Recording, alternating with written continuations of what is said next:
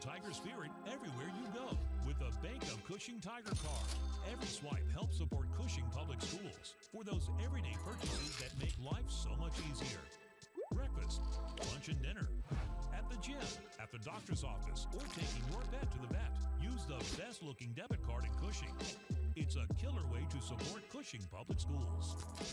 Show your spirit with the Tiger Card from Bank of Cushing, a branch of Blue Sky Bank, Pawhuska.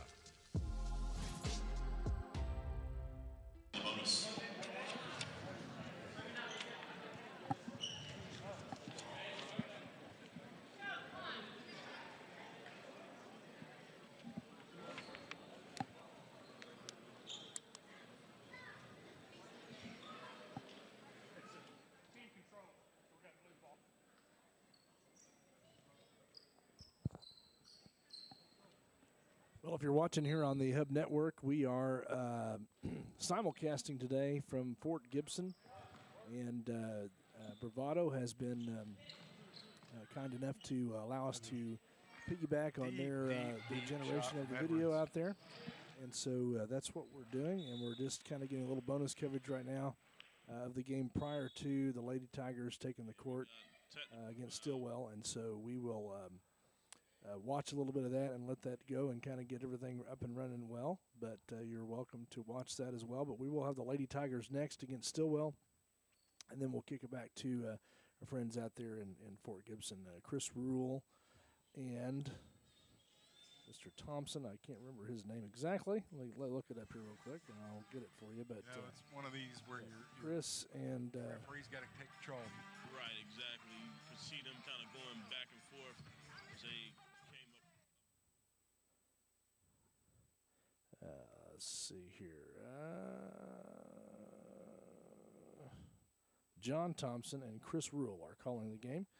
And I think actually it will be Curtis Branch and John Thompson will be making the call out there for us from Bravado. And again, we appreciate their getting us hooked up there today, and as well. And it's a small world out there in the production business, and so we all like to help each other out when we can, and that's certainly the case today. So I hope you'll stay with us and watch a little bit of bonus coverage here.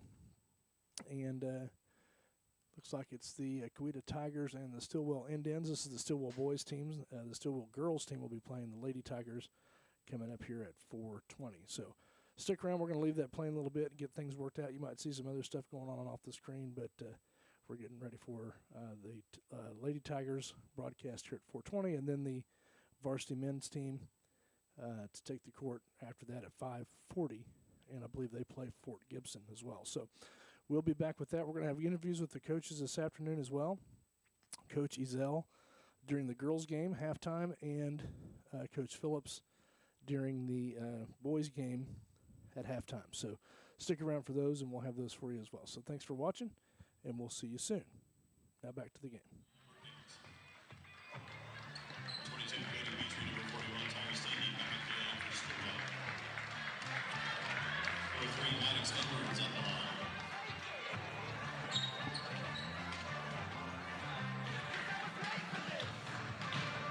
But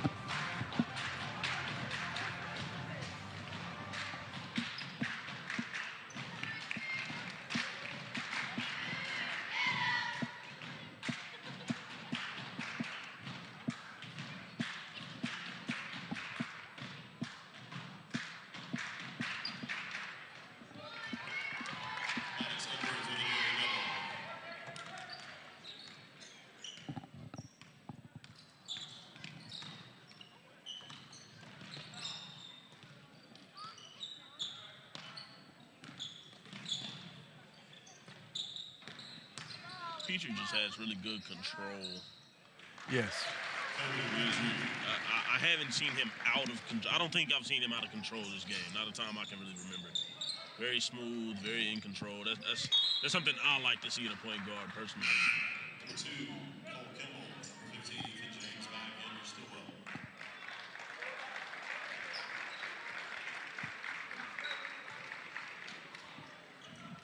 2 minutes left in the fourth. probably should start seeing some benches.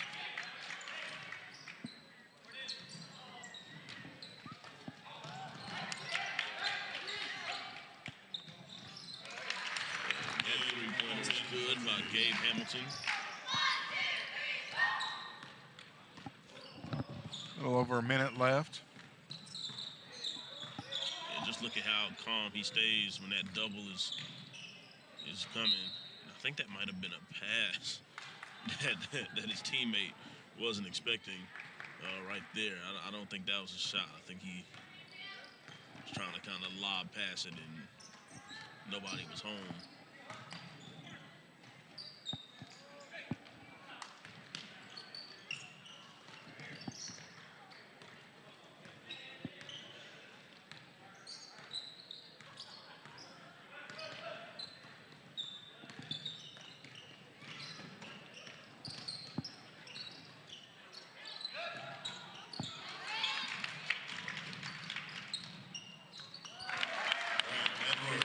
Under a minute left.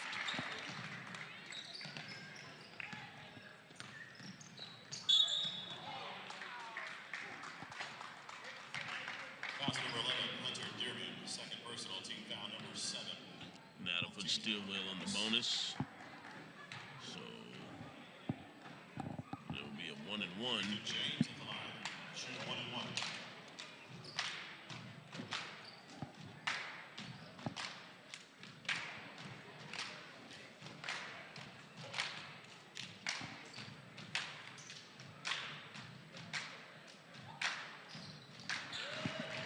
Knocks it down.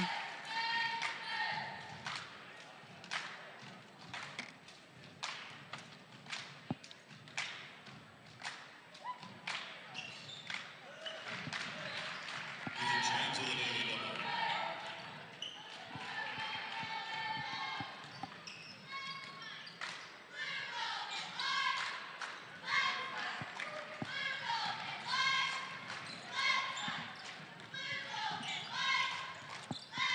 And 30 seconds left. Nice pass down to Tyrus Teehee.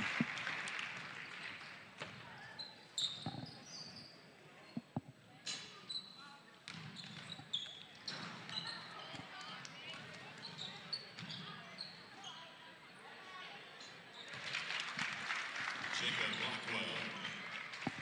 Blackwell will cut the lead to 20. And that will be it as the Stillwell Indians That's a long time score, Stillwell, 7. win this one 77-57. They'll move on in the winners bracket and face Inola tomorrow at 5:30.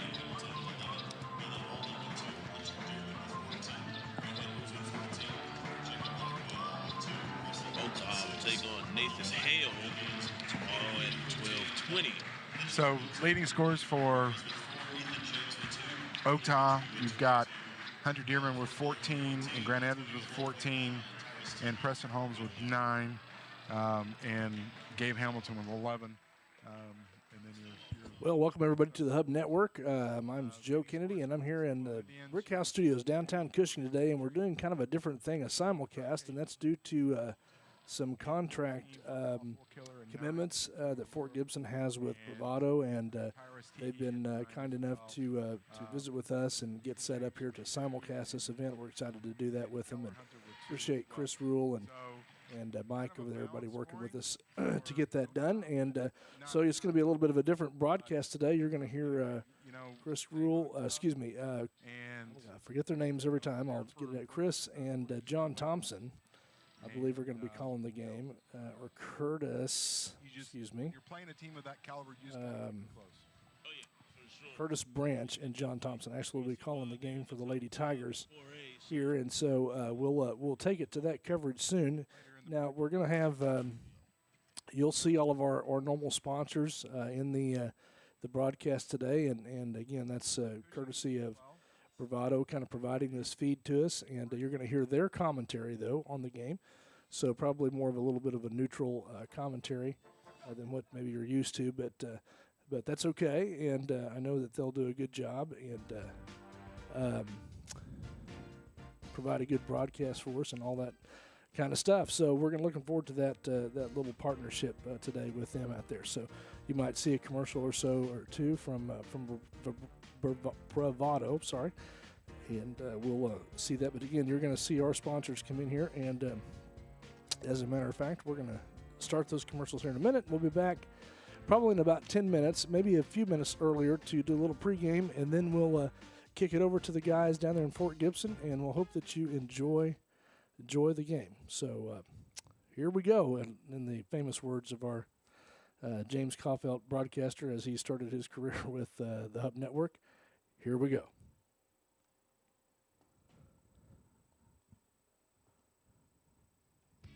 RCB Bank is more than a transaction. We work to make your life easier. We help build your business. We finance your dreams. We grow your legacy. We build relationships with our communities. Come in to find out why our customers always say, RCB Bank. That's my bank. Well, hello, Whitney. How Hello, are you? John. So here's the proposal packet for the new mobile app. As long as I'm running this thing, there ain't gonna be no mobile app. Introducing the new mobile app, making your banking experience even easier. It's so easy, even John can use it. Bank of Cushing, a branch of Blue Sky Bank, Pawhuska. We have a help tab if you need help. We will have. I don't need help. I'm pretty good at this. You are good at this.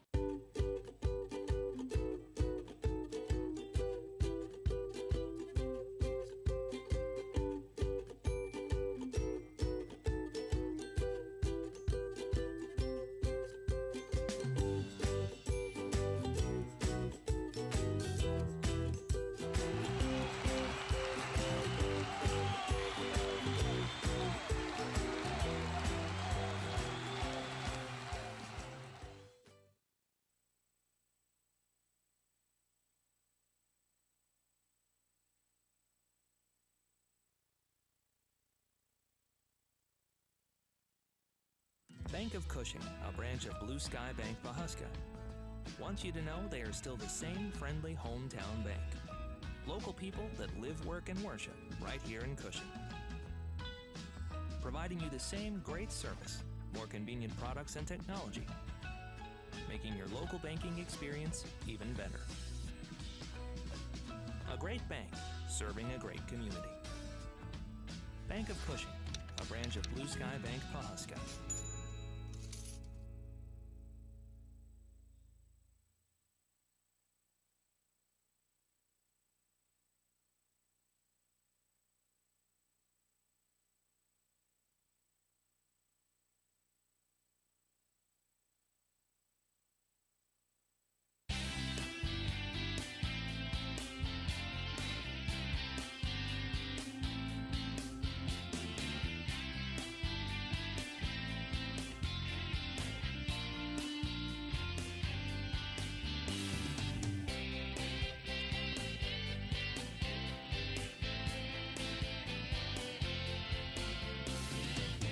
Be sure you know what's below and call 811 before you dig.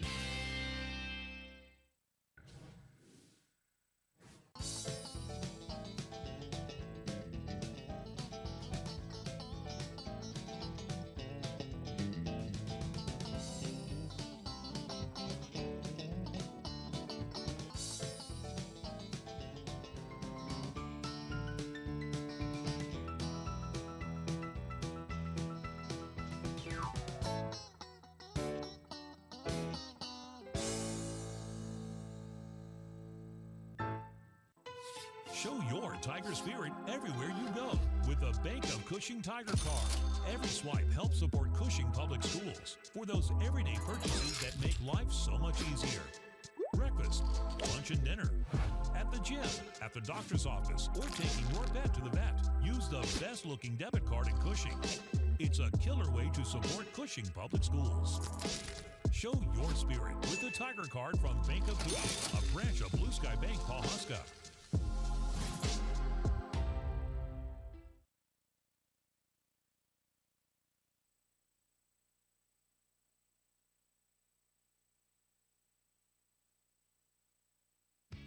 RCB Bank is more than a transaction. We work to make your life easier. We help build your business. We finance your dreams. We grow your legacy. We build relationships with our communities.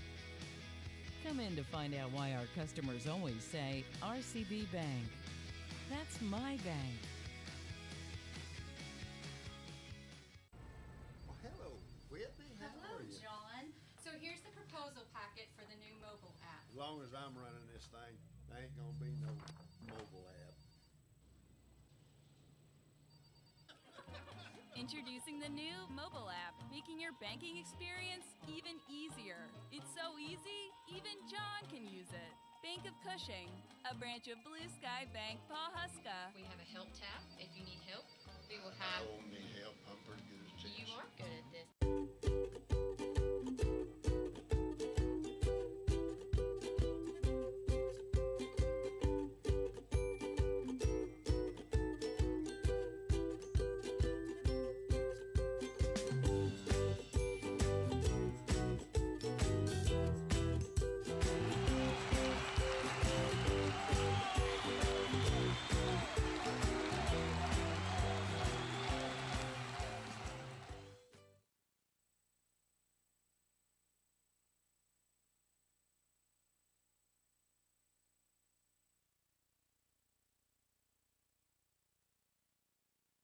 Bank of Cushing, a branch of Blue Sky Bank, Pawhuska, wants you to know they are still the same friendly hometown bank.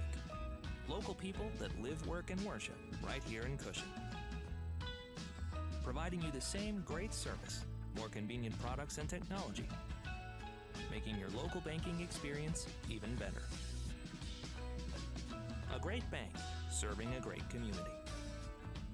Bank of Cushing, a branch of Blue Sky Bank, Pawhuska.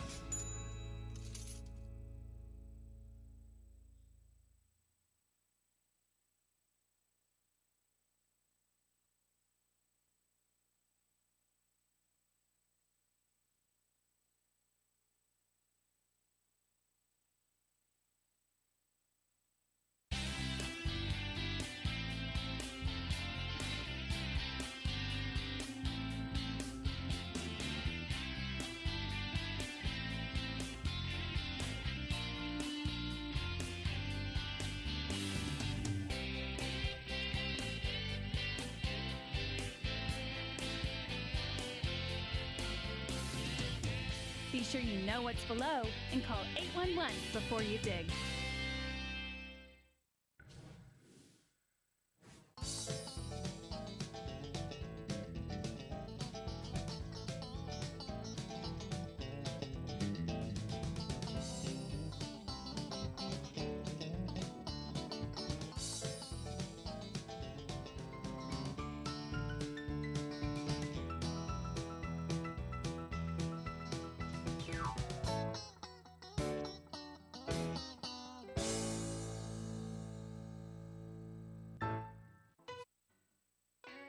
This Hub Network broadcast is brought to you in part by these sponsors.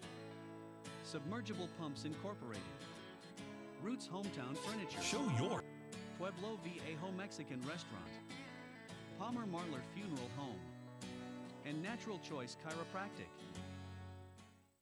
This Hub Network broadcast is brought to you in part by these sponsors. Tiger Lily's Floral Design, State Farm Randy Robinette Insurance, Tank Farm Services, the Cushing Police Department, Oklahoma Community Federal Credit Union, Sunnyside Cafe, Rodolfo's, and Hernandez Steakhouse. The Hub Network would like to thank all of these sponsors for making this broadcast possible. Plains All-American Pipeline, Blue Sky Bank of Cushing, Davis Dental Studio, RCB Bank, and Ortho, Oklahoma.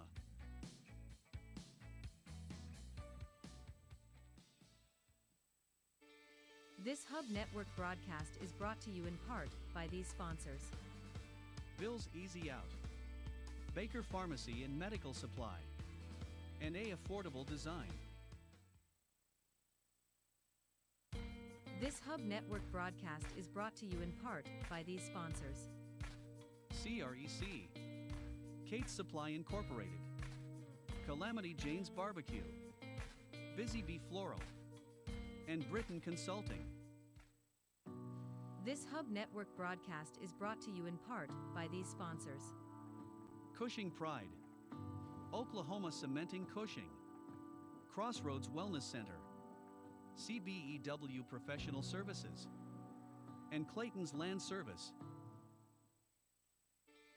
This Hub Network broadcast is brought to you in part by these sponsors. Dance Star Productions, Cushing Plumbing, Cushing Electronics, Cushing Community Theater, Cushing Family Pharmacy, and Cushing Lumber. This Hub Network broadcast is brought to you in part by these sponsors. Mi Casa Mexican Restaurant, Palmer Marler Funeral, Frank's Diesel, and NaturalChoice.com. DYW This Candle Hub Shop Network and Cafe broadcast Indigo, Favco Electric, and Farmers, Dina Floyd Insurance. This Hub Network broadcast is brought to you in part by these sponsors. Mugsy's Grub House, Horizon Construction, Hillcrest Hospital, H&R Block, and Gids Domain. This Hub Network broadcast is brought to you in part by these sponsors. Nafee's Deli and Grill, Mills Construction, Matherly Davis Funeral Home, Max Oil and Lube, and Kim's Bookkeeping Service. This Hub Network broadcast is brought to you in part by these sponsors. Submergible Pumps Incorporated, Roots Hometown Furniture, Pueblo Viejo Mexican Restaurant, Palmer Marler Funeral Home, and Natural Choice Chiropractic. This Hub Network broadcast is brought to you in part by these sponsors. Tiger Lily's Floral Design, State Farm Randy Robinette Insurance, Tank Farm Services, the Cushing Police Department, Oklahoma Community Federal Credit Union, Sunnyside Cafe, Rodolfo's, and Hernandez Steakhouse. All right, we're going to take you right to the game. Just started in progress, and here we are. Let's go to it. Took an extra step. Yep, she sure did. Nice thought, but couldn't finish. Press break easily. Jumper from the wing. Can't make it. Maddie Alexander clears for Cushing.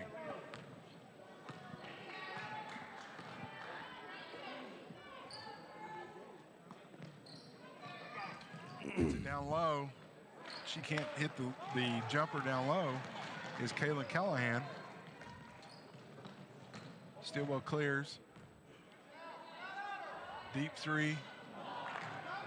Unable to hit. And out of bounds to Cushing.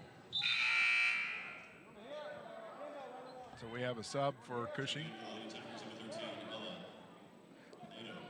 Ella Nenato enters the game for Cushing.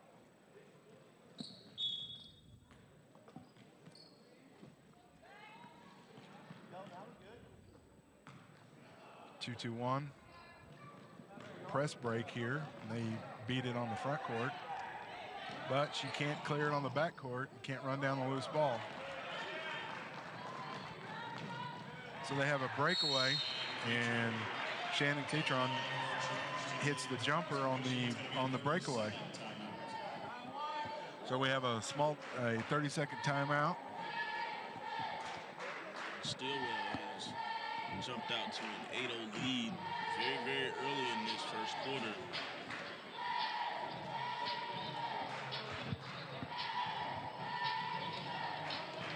As you can see on the replay, nice move down low.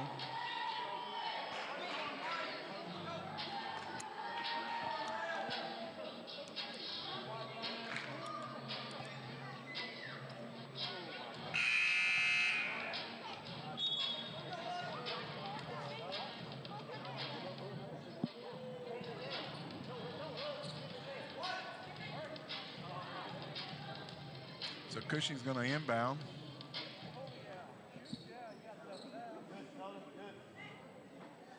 Looks like you got a man press. I'm sure that's going to drop into a 2-2-1.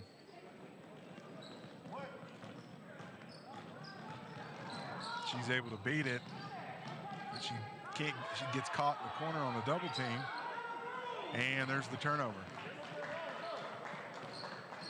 Snowwady pulls up, short, gets it back.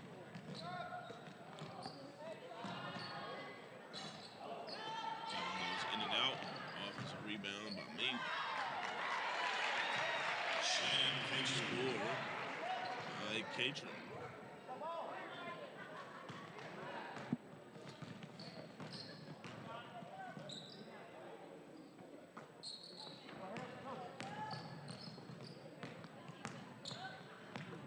Dribble weave out front. They get it into the post.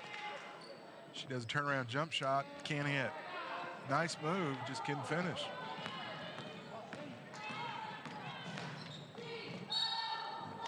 Travel on the drive in.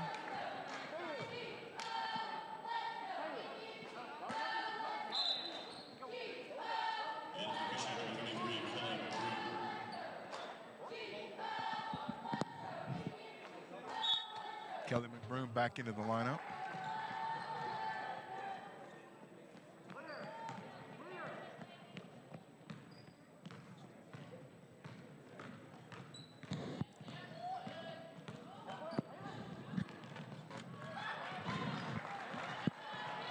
Number 10 just runs it down.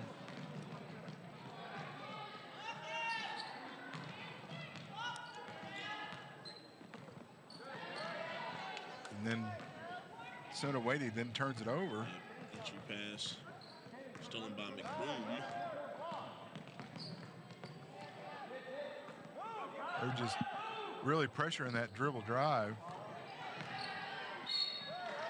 That'll be a foul. That will send the NATO to the line. Two shots. On number 14, Shane Catron versus 2 fouls for 1 on the Indians. All the NATO.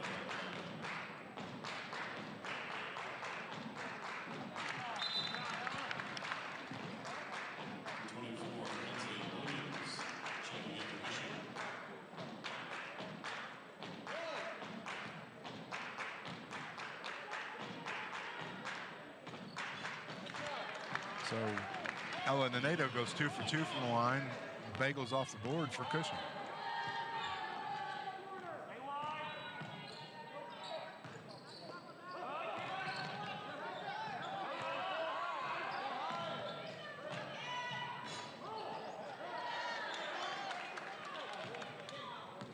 So after hitting her first 2, she's missed her next 2.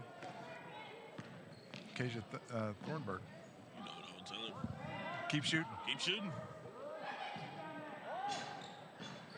A nice shot by Ellen Nenedo, so she's got a quick 5 points.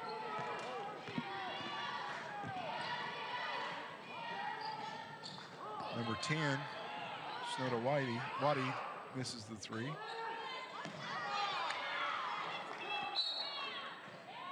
Jump ball.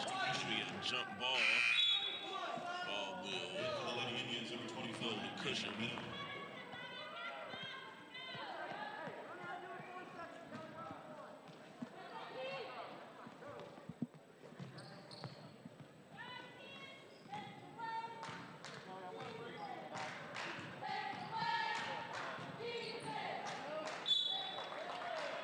I don't know why she wants to dribble down into that corner, but she's done that 2 or 3 times here. Not exactly where you want to go. No, because you get the third defender of the sideline there.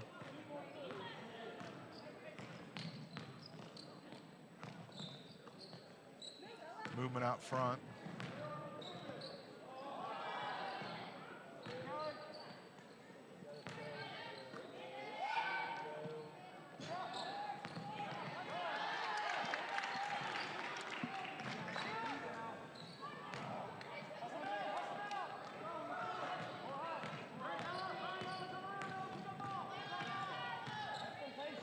Brings it up court, kicks it over to Wadey. Wadey back to Mink.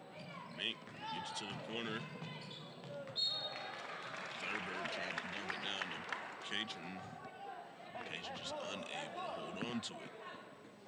We've seen quite a bit of that tonight, this day, boys and girls. Trying to force. It's good action, just some haven't been able to complete it. She's in trouble. She gets it to her teammate there. They're getting it in the post. She tries to dump it down, and that's covered. Lottie can't control it.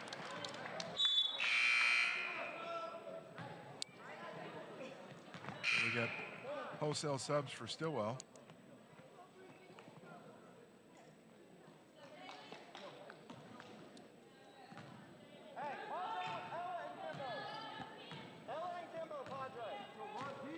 So minute 27, we got a 10-5 game.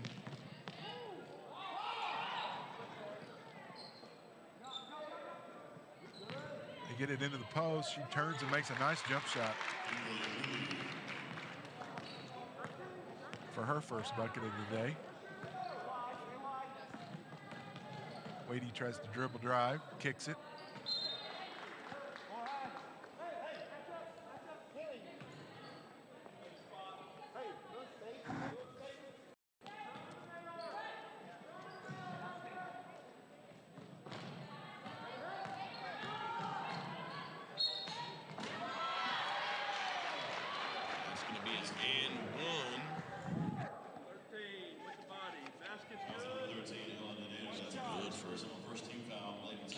Johnson.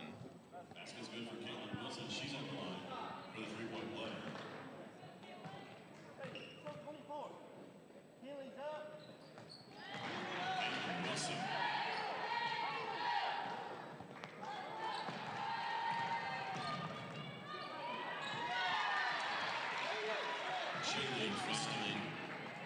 Jaylee Christie on the bucket.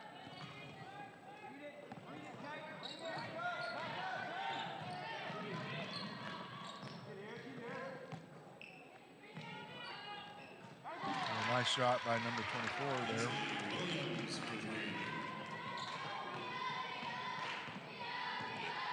Timothy Williams knocking that one down. 20 seconds to go. Turnover.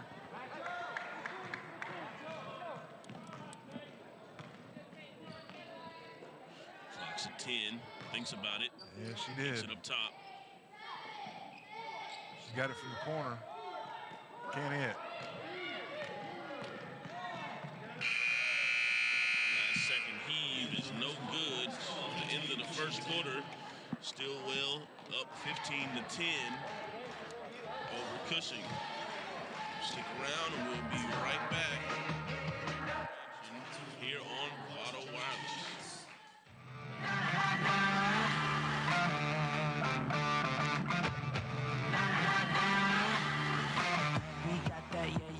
That undefinable vibe, yeah, that mood, alright, let's cue these lights, you can watch but don't look right at it.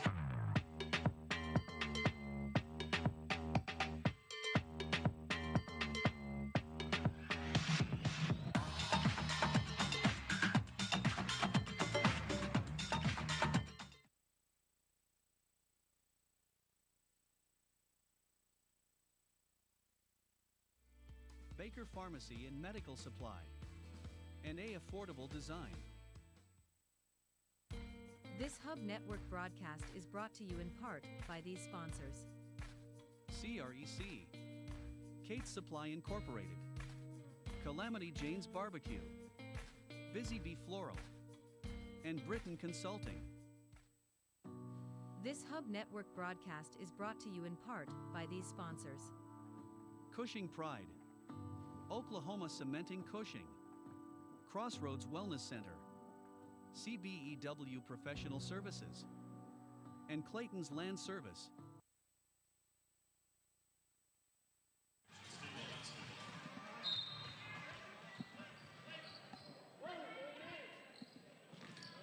Maddie Alexander defending in the front court against Talib Mink.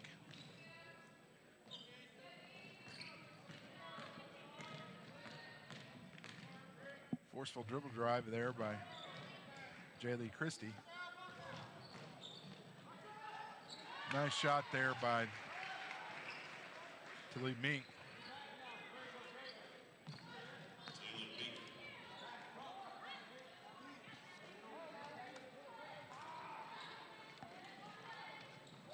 She thought about it from the corner.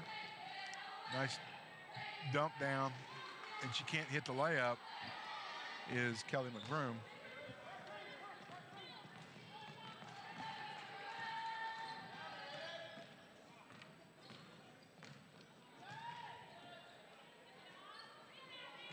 She gets her own rebound, is Jaylee Christie. Good work on the board. She's gotten 2 of them.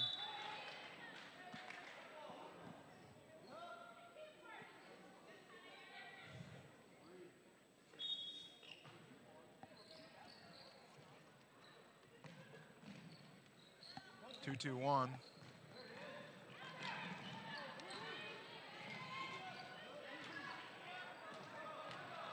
They got a run out. Number 25 can't hit the shot, and that should go out of bounds to Cushing.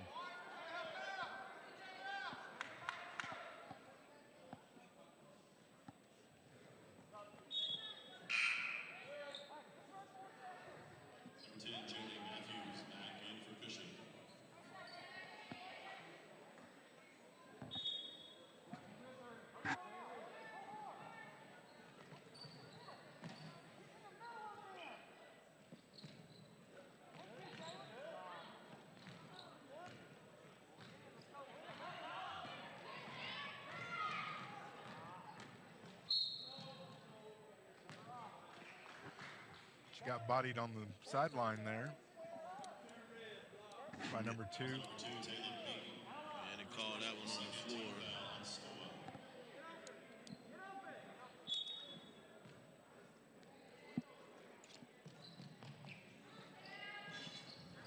Yeah, nice shot. Jaylee Matthews knocks down a 3-pointer. I never know why people leave that corner 3 open on the inbounds, especially when with girls basketball, because they're such good shooters.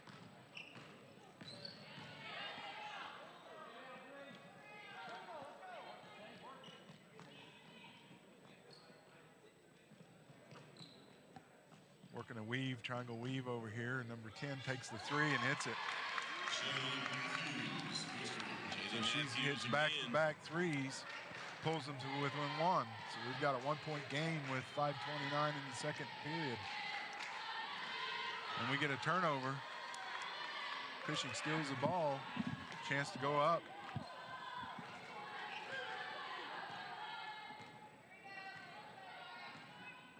Stillwell stays in that zone, or excuse me, in the man.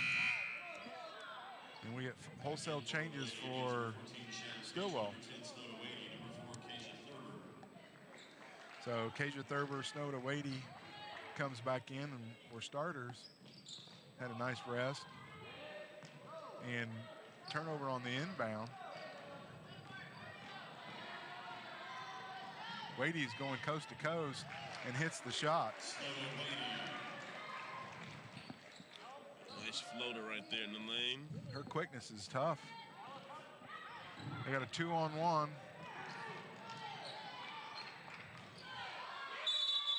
And he finally calls a jump ball. We'll stay at Cushing. He's in.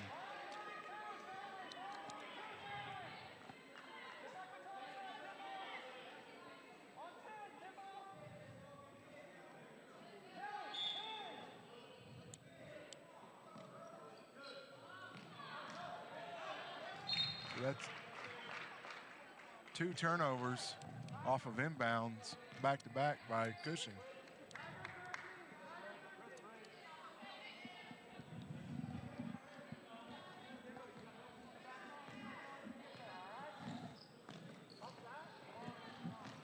Press break and get a. And 3 shots at a layup, and they can't hit. Yeah, just unable to get that one down.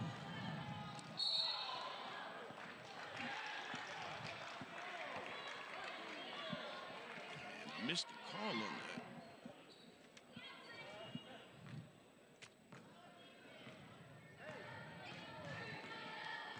Regardless, Stillwell's ball. Wadey brings it up. 1-2-2 looked like. And Wadey hits a three. Nice three-point ball by Snowden Wadey.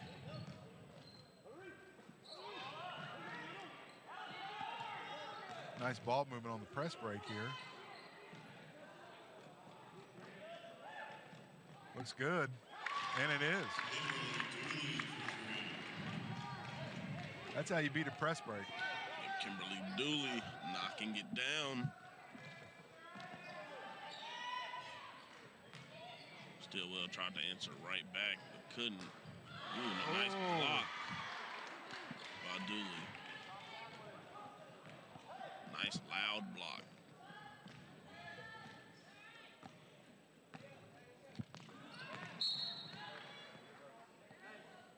Cushing went into a zone there, a 2-3 zone. I'm sure it's because of rebounding. They've just been getting hammered on the boards. Definitely a good coaching move to help on the boards. Inbounds turnover.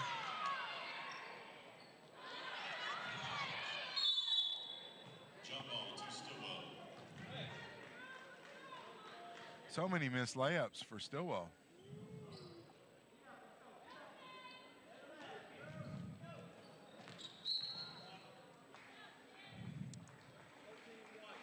Foul number 13, Ellen Nenato. That's her second personal team foul number 2 on Cushing. Number 23, Caitlin Callahan.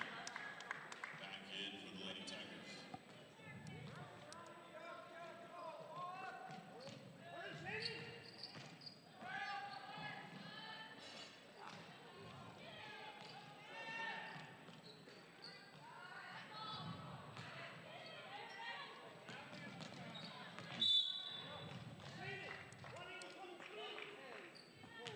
Fouls number 10, Jada. Foul right there. Ways away from the bonus.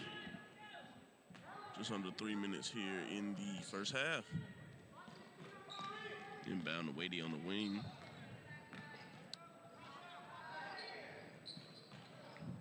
Shot long. They give it right back to Cushing. They're definitely letting them play under the boards.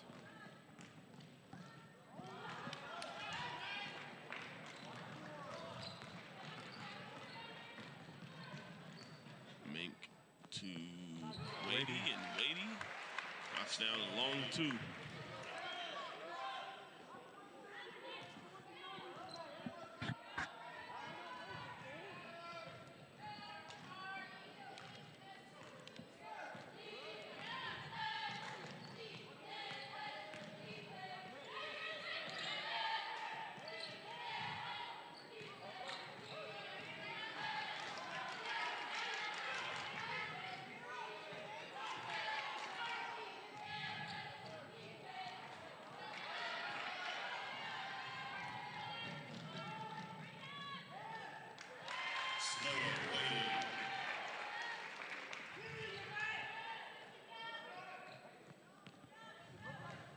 Stillwell pushes to 8 points. Long pass.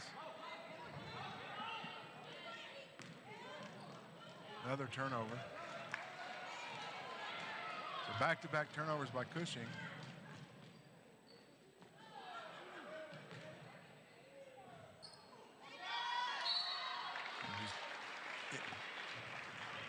Can't get the rebound on this end. Yeah, having a hard time on the boards. Fouls number 5, Maddie Alexander. First personal. Snowden Wadey with the floater. Catron at the line.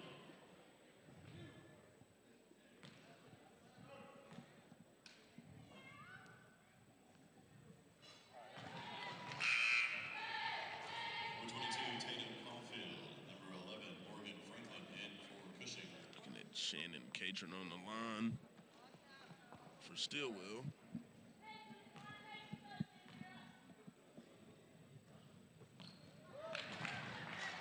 Shannon Catron put in.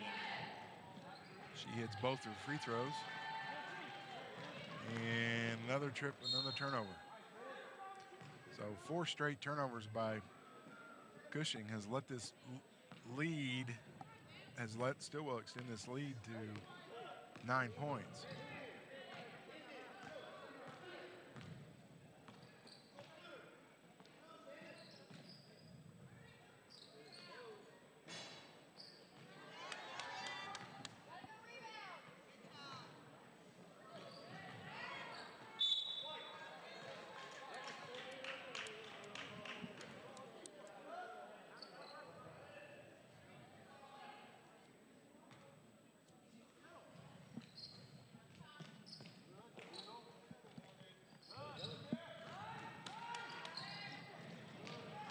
Another turnover.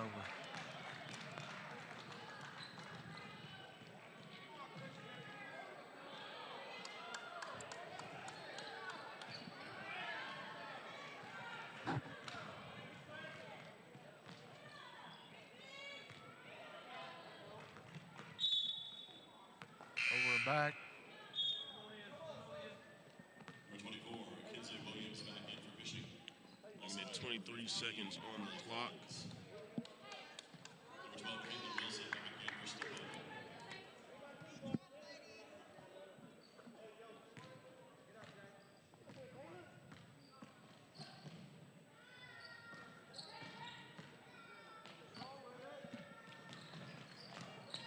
It's down to 10. That one is short.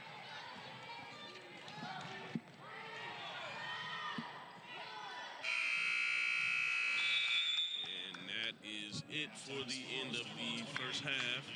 Score is 28-19 in favor of Stillwell. So stick around and we'll be right back to the second half.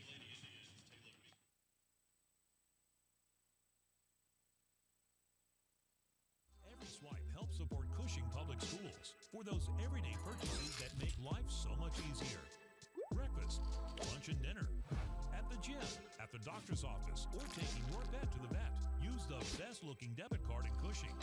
It's a killer way to support Cushing Public Schools. Show your spirit with the Tiger Card from Bank of Cushing, a branch of Blue Sky Bank, Pawhuska.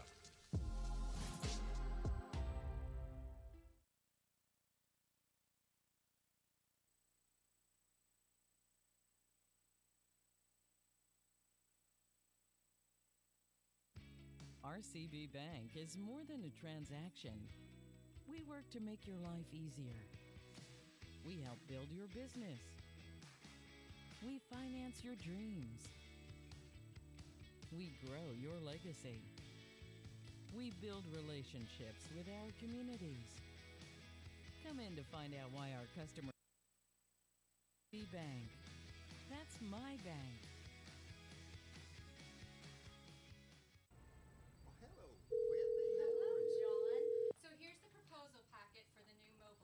As long as I'm running this thing, there ain't gonna be no mobile app. Introducing the new mobile app, making your banking experience even easier. It's so easy, even John can use it. Bank of Cushing, a branch of Blue Sky Bank, Pawhuska. We have a help tab if you need help. We will have. Oh, need help? I'm pretty good at this. You are good at this.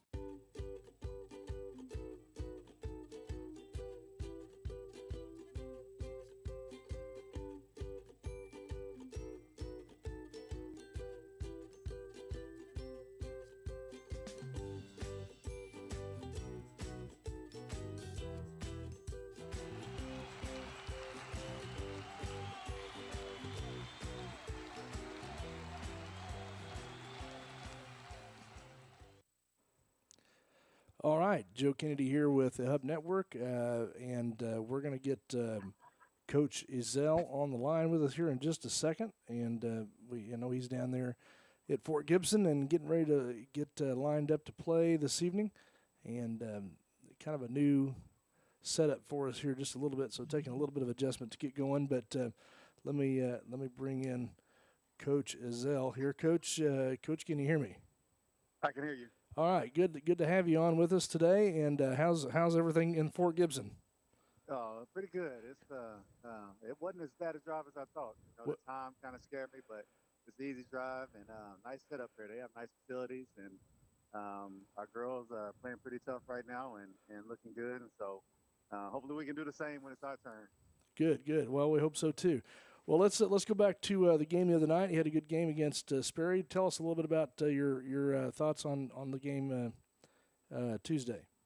A slow start, but that's been the story of our season. We get up to a slow start, give other team too much confidence. But the great thing is second half after making some adjustments, I think the guys really turned around, played good. Anytime you can hold a team to 9 points a half, you got a pretty good chance. And so that's what we were able to do that second half. But really spread the ball around. I have I think 3 guys in double figures. Defensively we were flying around. Ball was moving on offense, and I'm pretty pleased about the overall effort. Yeah, it was good. It ended up being a good game, and really the third and fourth quarter, you guys kind of took off. You're scoring, you were hitting all the buckets, and so that was a good sign, I thought. Yeah, and that's been another one of our heels. Just not being able to score, even that game early. One of our trademarks this year is getting the shots we want, not being able to put it in though. Me and Camden was laughing earlier. He was asking me how many rebounds I think he got on that very first possession, because I think he missed and put back his own shot 2 or 3 times. So, we joke about it. It's funny, but it is something that we definitely got to fix. And, like I told those guys, it's time for us to start making other teams adjust to our tempo, our pace of the game. And right. And what we're doing, we always got to make the adjustments early. It's time to flip that thing. And like I said, I told them they're still playing hard. We're doing the right things. Now we got to make those plays when we get them. That's just the difference right now. Yeah, absolutely. And I mean, so you can see obviously I think there's been some good growth on the team just from the Stroud tournament until now. Even just a few games there that have come about. And how do you see that? I mean, do you see the team kind of coalescing a little bit around each other? I do. And early, our early games before Christmas, it was really Trevin and Camden, really carrying the load scoring wise. After Christmas, I think both of those two have done their part, but honestly kind of struggled in what they were doing, just because now teams have film and they're keying on those two a little bit. But the great thing is Lane, Noah, and John all three have picked up their scoring output, and so bringing Noah, like we all know that his first game wasn't after Christmas, so sure. we all had to adjust to him. He brings another tempo, another element to the game that we didn't have. So it honestly takes pressure off those other guys, but you still got to learn how to play with each other. And I know he's a teammate, he's been around years past, but this is a new year. Everybody can do different things, and so guys have to adjust to him. He has to adjust to guys, and I think that's what we're seeing right now. We're all just kind of getting comfortable again with the team that we have going forward. Is your rotation getting more comfortable to you as far as the guys you have in the game and when you put them in and how you use them and the roles that they're playing? Yeah. I think right. Camden, not Camden. Kanan, he's always been in our rotation. Tagan, Pitchy, and Logan Spradlin. Those two have kind of been off and on. But and that's hard for an older guy and a young guy, especially. Right. Not really ever knowing. But the good thing about it, and I think Tagan really proved it the other day, is when your number and name is called, being ready. And I think he played a great game the other night. Both of those guys always practice hard. We just have to continue to get them in, and not only us having confidence in them, but them having confidence in what they can do, and the players that they're playing with having confidence when they come in. Nothing's going to drop off. Those guys carry their weight. They can handle their own out there, and matter of fact, they're going to help us out when they get out there, and not just be out there and as on the court, but they're actually going to be productive and produce for us. So, I think Tagan did a good job. And I look for both of them to give us some big minutes this weekend, because we definitely need them. Well, speaking of this weekend, so how do you see things kind of lining up here as you kind of size up the competition here today? I guess you guys are playing Fort Gibson in this first game. Fort Gibson, and it's funny you say size, because those guys are big. They're going to roll out 265 guys. And, right. The guards aren't very small, and we have 3 guys that are lucky to reach 5'9" on a good day. That start for us. But we do have a speed factor, so we'll see whose tempo and whose will and whose game plan plays out. We definitely want to get the game moving up and down and get those big guys moving more than they want to. they're going to look to pound on us and take advantage of what we don't have. And so we know that everybody is bigger than us, so it's nothing any different. Right. You know, those guys are just another hill to climb, you know, but all year, everything we play, we step on the floor, it's going to be bigger. We're going to have to adjust the size, whether it's guards or posts. So it's something that we're used to, and we're going to have to deal with the rest of the season. But, you know, they're a solid team. They keep a good basketball team over here. These kids play all the time, you know, and so they got a good tradition. So, you know, it should be a good game, but I think our guys are ready to play. Well, good deal, Coach. Well, Coach, it looks like we're about ready to get back to action on the court. We appreciate you taking the time today to visit with us. Hopefully we'll get to visit with you a little bit more over the weekend, and good luck in the tournament this weekend. All right, appreciate it. Look forward to it. All right, thanks, Coach. Appreciate it. All right, man. Well, there you have it, Coach Ezell, and we're going to kind of drift back in over to the game here at Fort Gibson and Lady Tigers. And Jayla Christie down has by a few points here as they get started. 28-19, about 9-point deficit. Let's join the guys back in the Bravado broadcast with the third quarter. We begin at the start of the second half. Cushing will inbound the ball.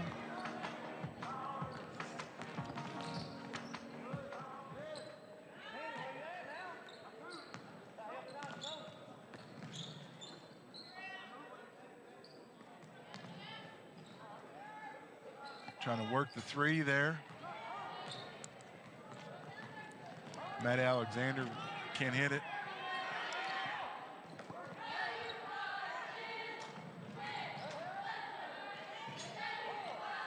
Kaja Thurber misses the jumper on the outside. Cushing controls.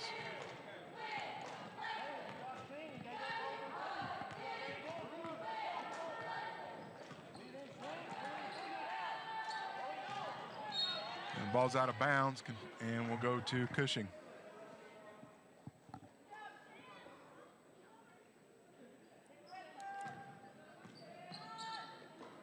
Inbound down deep in the post. Nice post move by Kimberly Dooley. Great footwork, and then got her with the up and under as well. Yeah, nice drop step, actually. Deep three by Thurber. She can't control.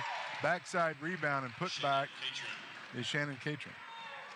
Catron has had her hands all over this game for the Stillwell Lady Indians. Definitely a very good rebounding club. And they're going to call travel on Ellen Nenato.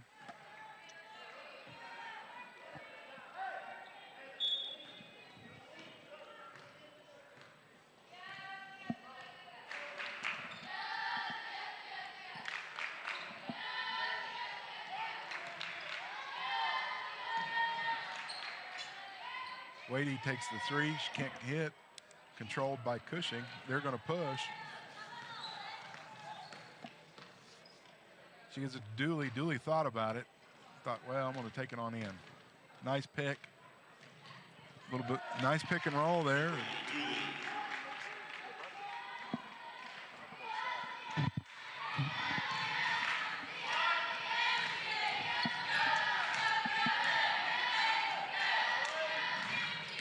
Thurber with the jumper, can't hit. Cushing with the rebound.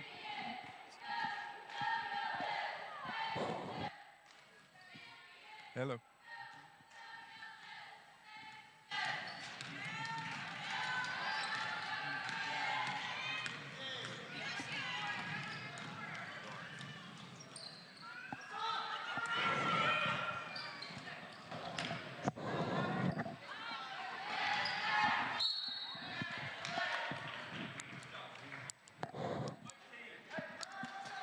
Maddie Alexander gets called for the foul.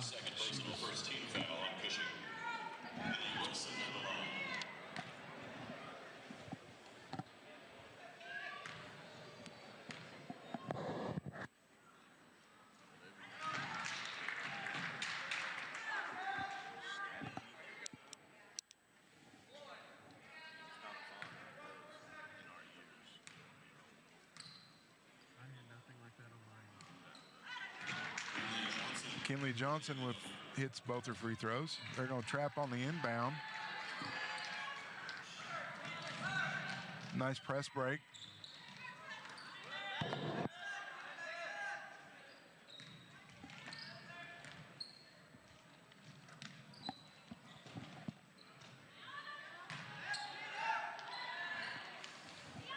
Kind of a wild layup shot there by Kelly McBroom. She'd been better if she just would have shot that as a layup. Good hands. Get it out on the break. Good chase down. Be able to knock that ball out of bounds is Kinley Johnson.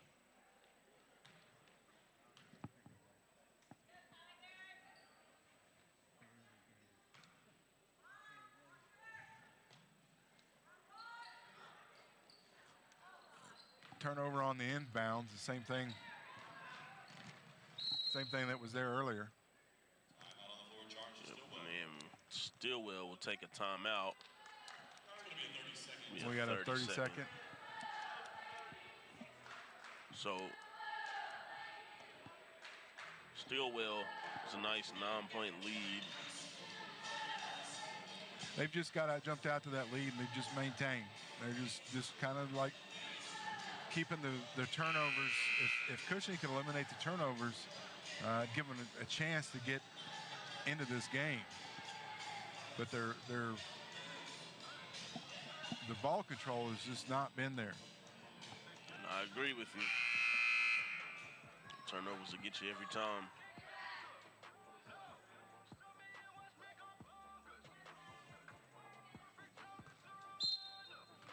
Stillwell hasn't shot the ball exceptionally well, or the number of attempts they've had.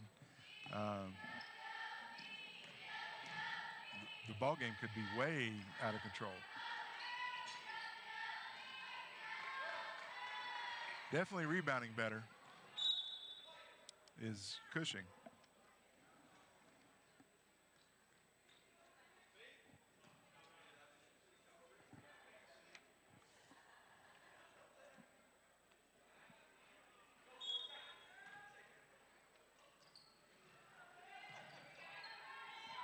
That's a tough pass to make.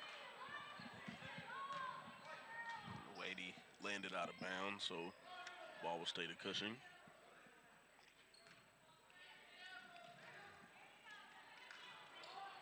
Now that's much better.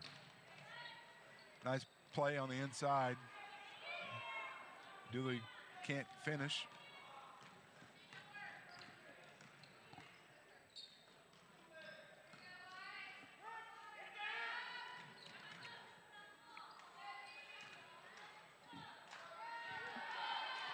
Mink had the shot. She turned it down, but Thurber doesn't. And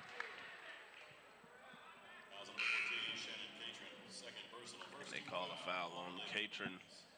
Loose ball foul. Stillwell sets up their press.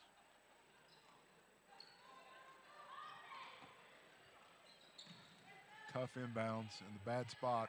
There's the turnover. Dooley with the rebound. She gets it out to her guard. And Waddy gets it out of bounds to Cushing.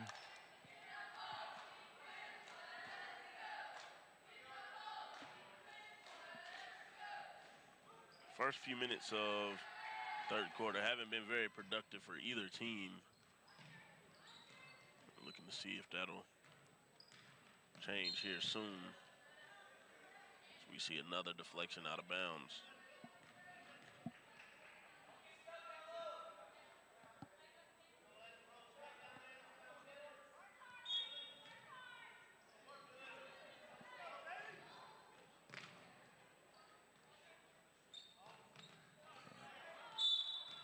Beginning to wonder if they were going to call that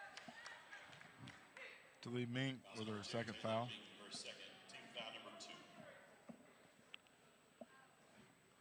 I think she got her a couple times there.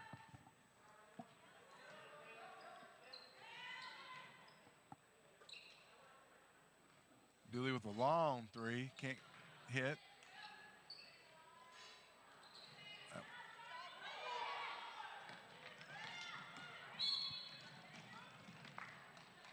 And that'll be a foul on Jaylee Matthews. Foul number 10, Jaylee Matthews. Her second personal, second team foul.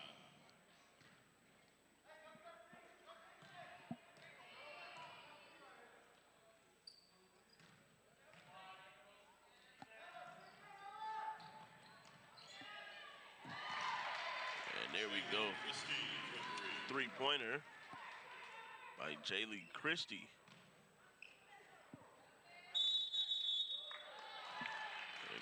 Get a 5-second inbound call. That'll give the ball right back to Stillwell.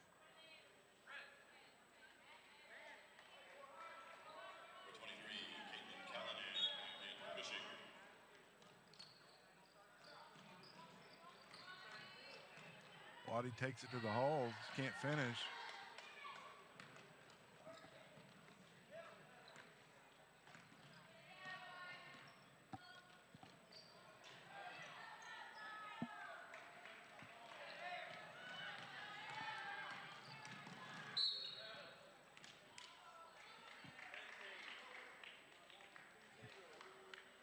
Foul number 20, Jaylee Christie. Her first, team foul number 3. Called an offensive there.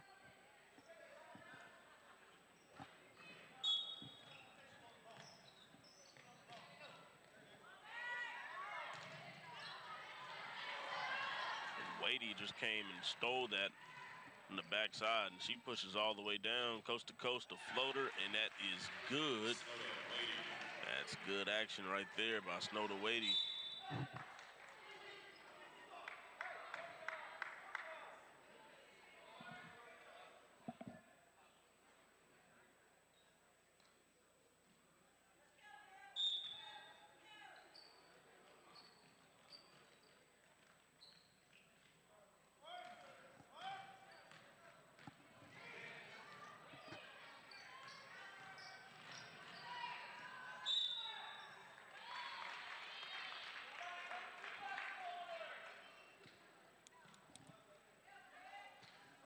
Maddie Alexander with the turnover there.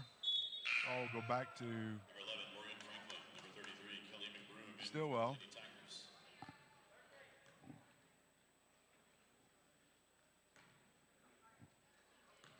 So Morgan Franklin and Kelly McBroom will enter for Cushing.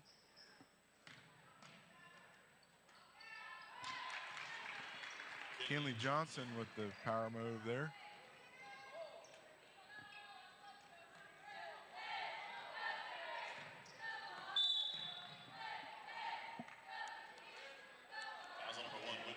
They call that on Holmes.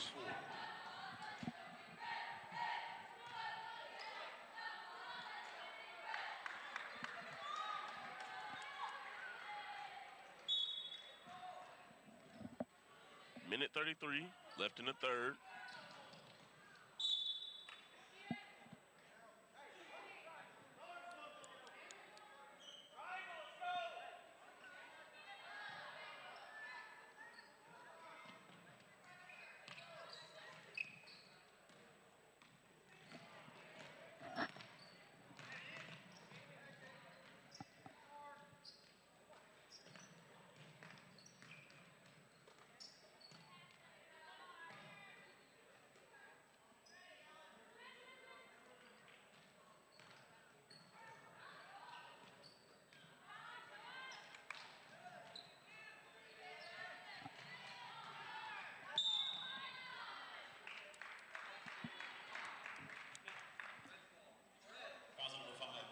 That'll be on Maddie Alexander. Her third.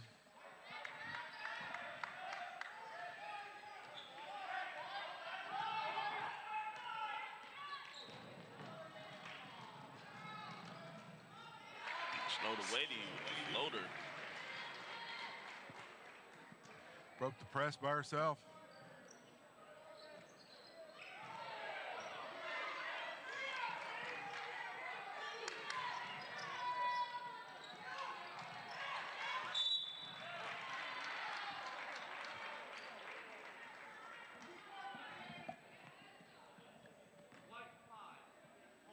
Foul number 5, Maddie Alexander. That's her fourth personal, team foul number 4.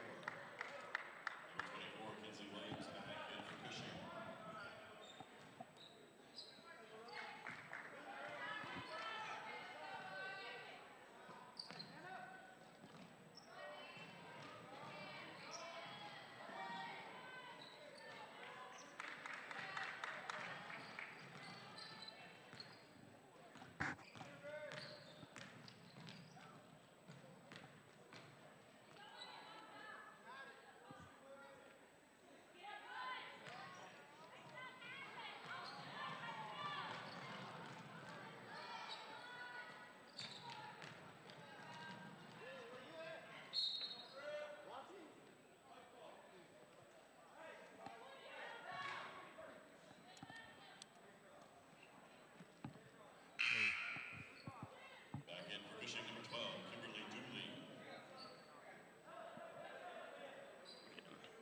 .2 seconds left.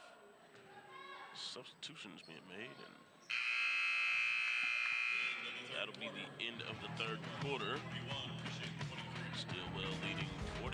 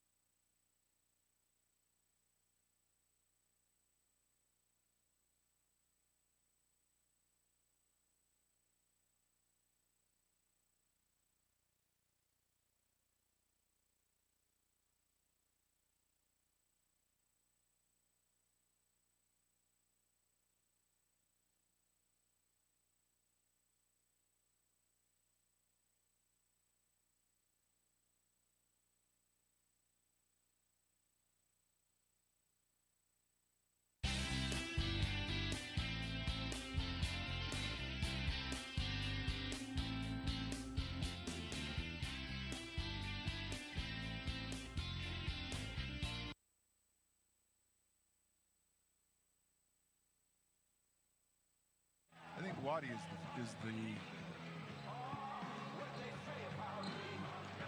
what makes that Stillwell team go. Yeah, I would definitely agree with you there. It's her ability to just kind of push the issue offensively and make plays on the defensive end. She's just so disruptive, you know, to the other team that.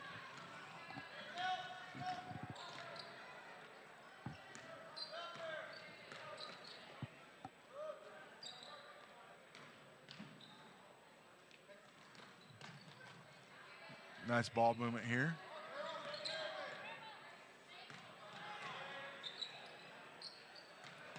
Try to feed it inside. Turn the ball over.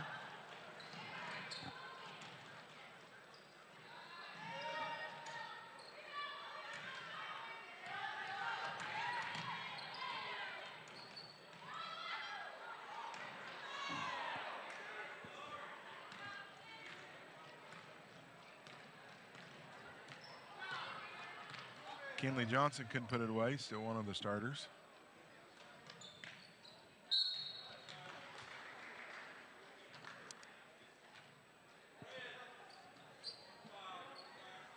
She gets called for the foul. Kinley Johnson, her first team foul number 5 on Stillwell. Number 25, Brianna Benham back in for the Lady Indians.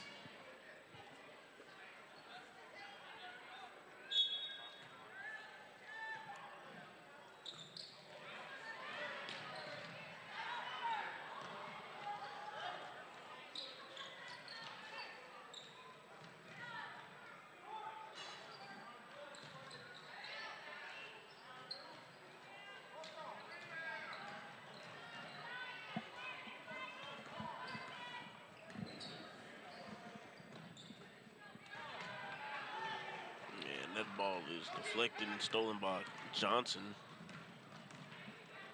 Johnson goes coast to coast, draws the blocking foul.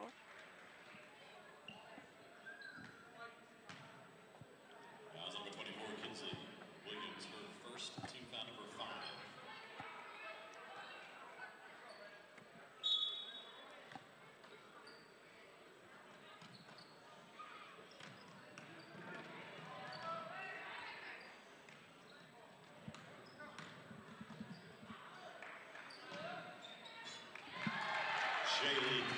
Jaylee Christie knocks down a corner 3. And fed off the drive. Her second 3 of the evening.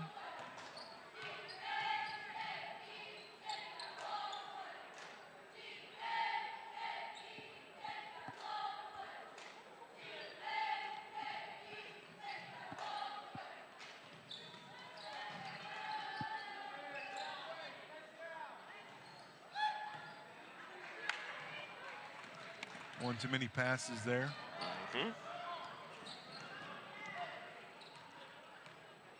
She should be taking that corner three when she's got it.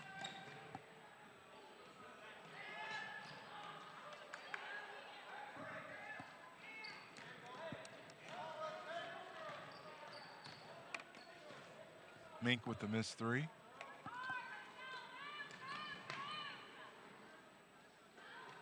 And she gets the turnover there.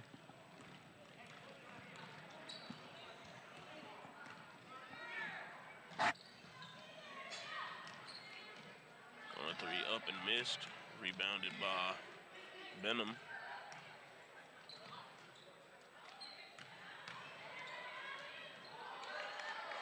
Nice defense there. Yep, that one is blocked.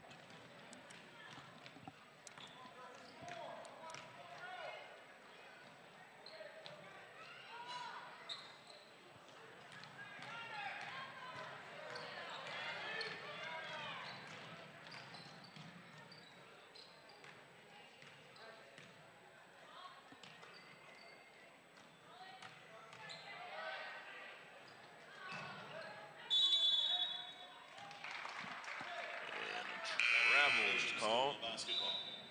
Number 20, Katie Jones, and number 15, Carly Clemens, in for Cushing. So we have Katie Jones and Carly Clemens coming in for the Tigers.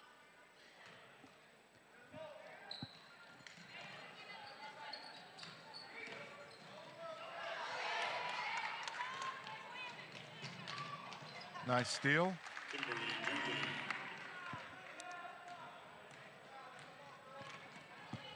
Her puts her in double digits.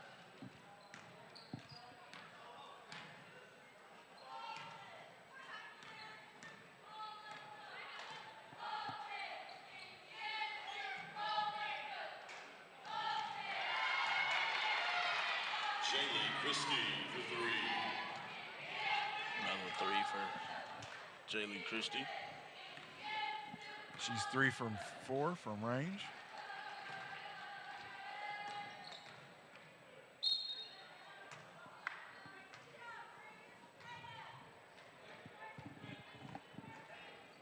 Fouls on number 25, Brianna Benham, her first personal. Team foul number 6 on Stillwell.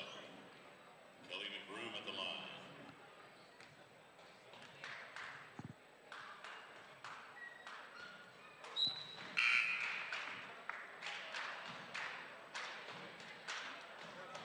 Number 3, Cora Eiler.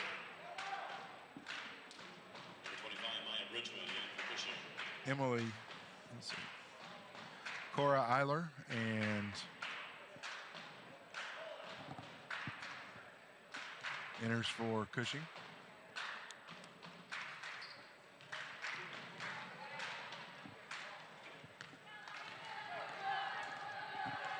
And number 25,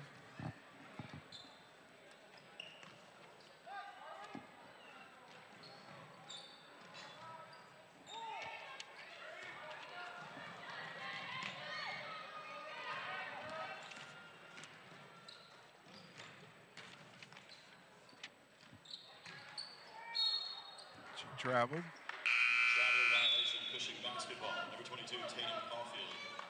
In for Cushing, number 1, Wendy Holmes. Number 4, Acacia Thurber back in for Stillwell.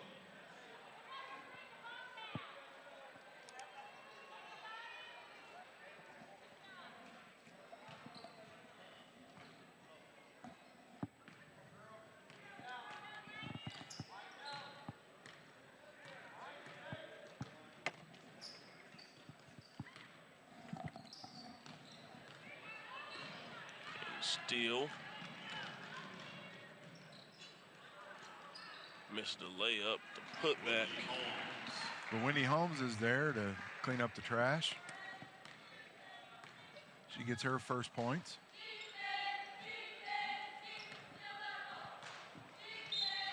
Turnover. It's just been the night for Cushing. They've had way too many turnovers. Number 21, Caitlin Powell checking in for Cushing.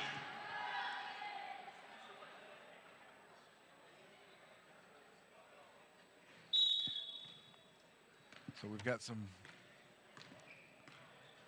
bench players coming in. We got Kaylin Powell for Cushing.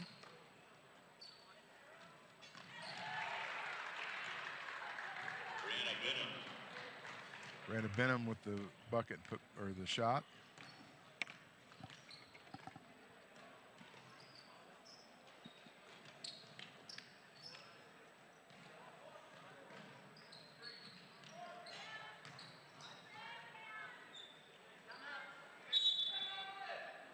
Timeout, Stillwell. It's going to be a 30-second timeout.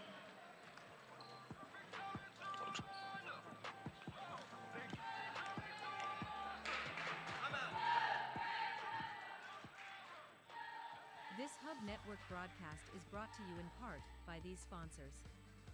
Dance Star Productions, Cushing Plumbing, Cushing Electronics, Cushing Community Theater, Cushing Family Pharmacy, and Cushing Lumber.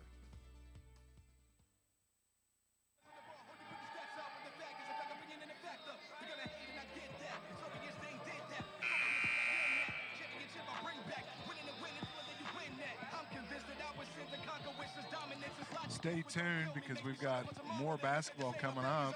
We've got at 5:40 we've got Fort Gibson and Cushing boys. That would be the next ball game. And then after that we've got Fort Gibson and Coweta and Cushing and Stillwell boys. And then OK and Coweta will finish the evening. So we've got a lot of basketball still left. And a minute left in this game. Looks like the Stillwell Lady Indians will take this one.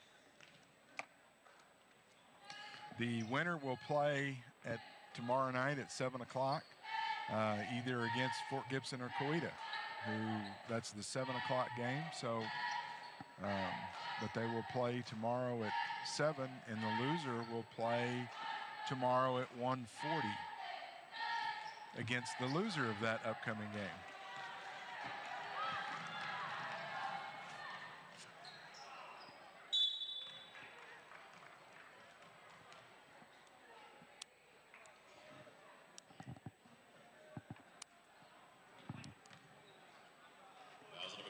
And you can watch both games on bravadotv.com. 15 seconds left.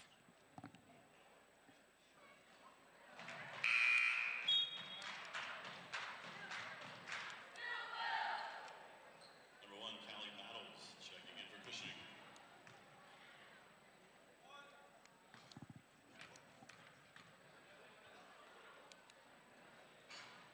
And Benham with the daily double.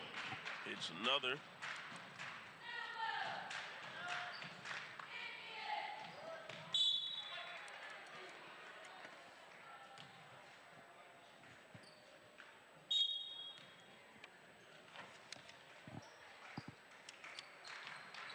That's a tough inbound right there.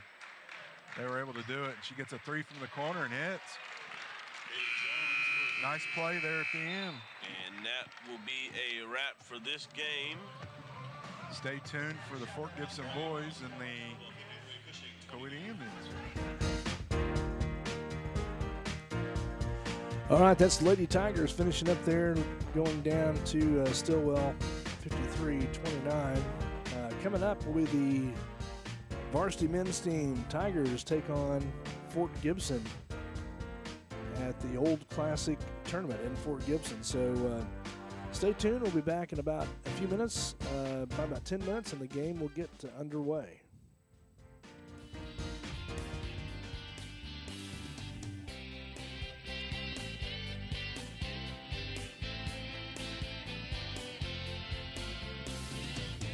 Be sure you know what's below and call 811 before you dig.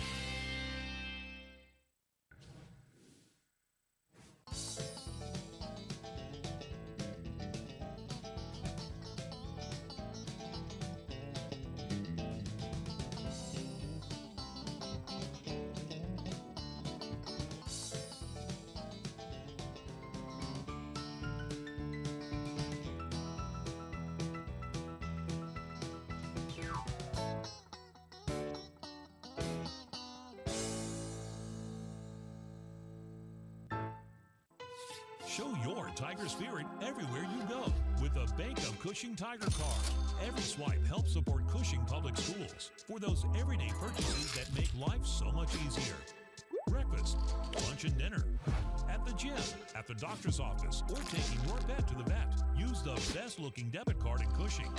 It's a killer way to support Cushing Public Schools. Show your spirit with the Tiger Card from Bank of Cushing, a branch of Blue Sky Bank, Pawhuska.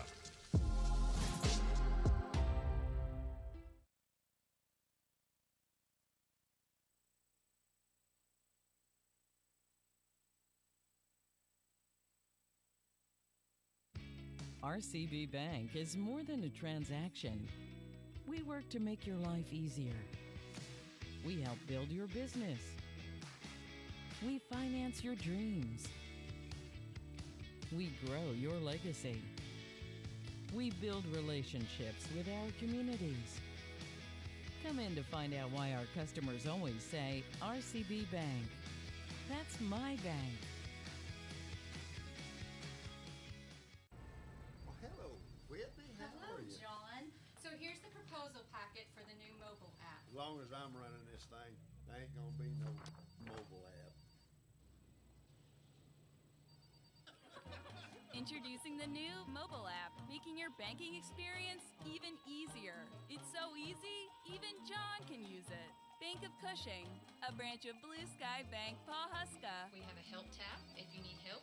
We will have... I don't need help. I'm pretty good at this. You are good at this.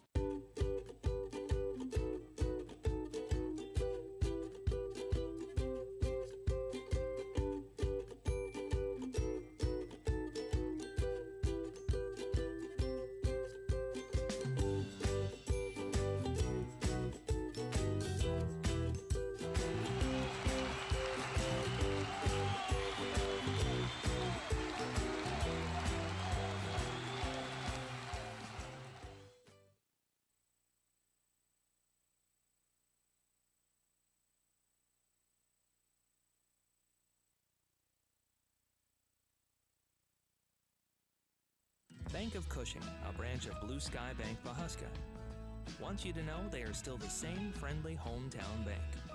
Local people that live, work, and worship right here in Cushing. Providing you the same great service, more convenient products and technology, making your local banking experience even better. A great bank, serving a great community. Bank of Cushing, a branch of Blue Sky Bank, Pawhuska.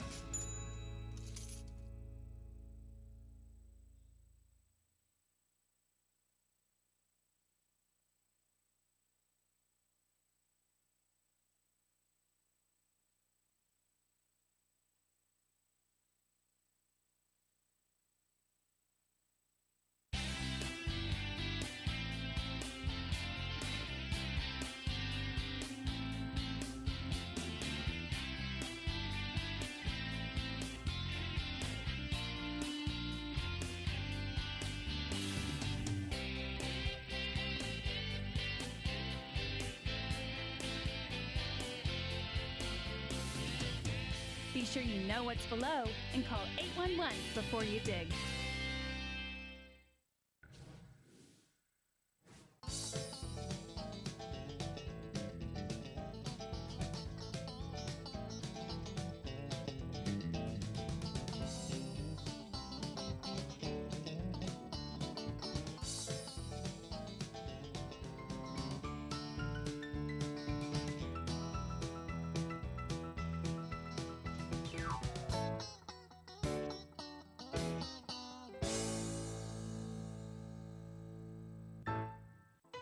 Show your Tiger spirit everywhere you go with the Bank of Cushing Tiger Card. Every swipe helps support Cushing Public Schools for those everyday purchases that make life so much easier.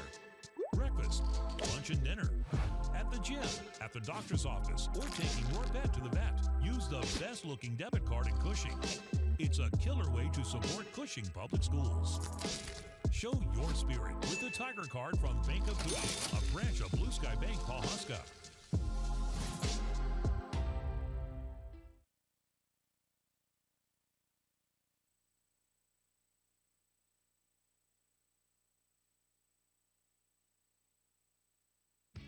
RCB Bank is more than...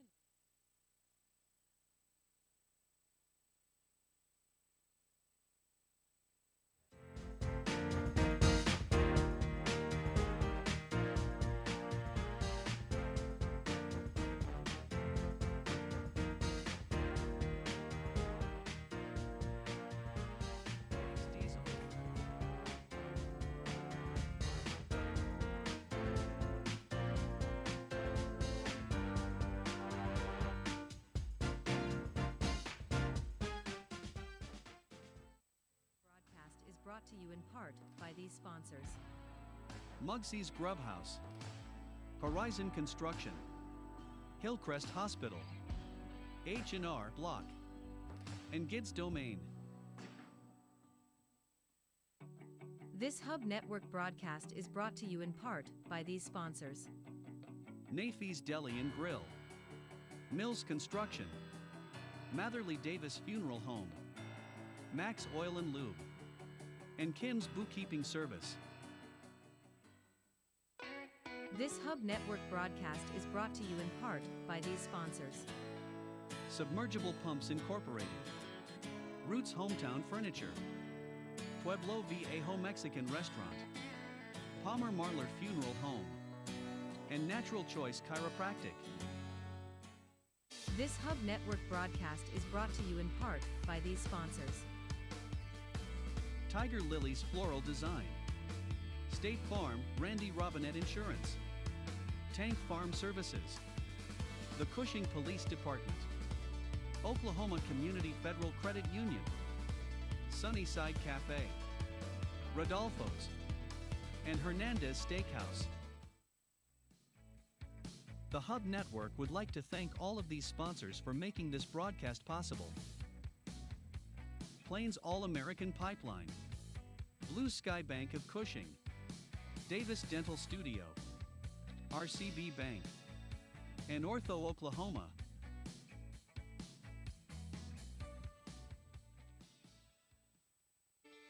This Hub Network broadcast is brought to you in part by these sponsors. Bill's Easy Out, Baker Pharmacy and Medical Supply, and A Affordable Design. This Hub Network broadcast is brought to you in part by these sponsors. CREC, Kate's Supply Incorporated, Calamity Jane's Barbecue, Busy Bee Floral, and Britain Consulting. This Hub Network broadcast is brought to you in part by these sponsors. Cushing Pride, Oklahoma Cementing Cushing, Crossroads Wellness Center, CBEW Professional Services, and Clayton's Land Service. This Hub Network broadcast is brought to you in part by these sponsors. Dance Star Productions, Cushing Plumbing, Cushing Electronics, Cushing Community Theater, Cushing Family Pharmacy, and Cushing Lumber. This Hub Network broadcast is brought to you in part by these sponsors. Mi Casa Mexican Restaurant, Frank's Diesel, TheFanStop.com, DYW Candle Shop and Cafe Indigo, Favco Electric, and Farmers, Dina Floyd Insurance. This Hub Network broadcast is brought to you in part by these sponsors. Mugsy's Grub House, Horizon Construction, Hillcrest Hospital, H&R Block, and Gids Domain. This Hub Network broadcast is brought to you in part by these sponsors. Nafee's Deli and Grill, Mills Construction, Matherly Davis Funeral Home, Max Oil and Lube, and Kim's Bookkeeping Service. This Hub Network broadcast is brought to you in part by these sponsors. Submergible Pumps Incorporated, Roots Hometown Furniture, Pueblo Viejo Mexican Restaurant, Palmer Marlar Funeral Home, and Natural Choice Chiropractic. This Hub Network broadcast is...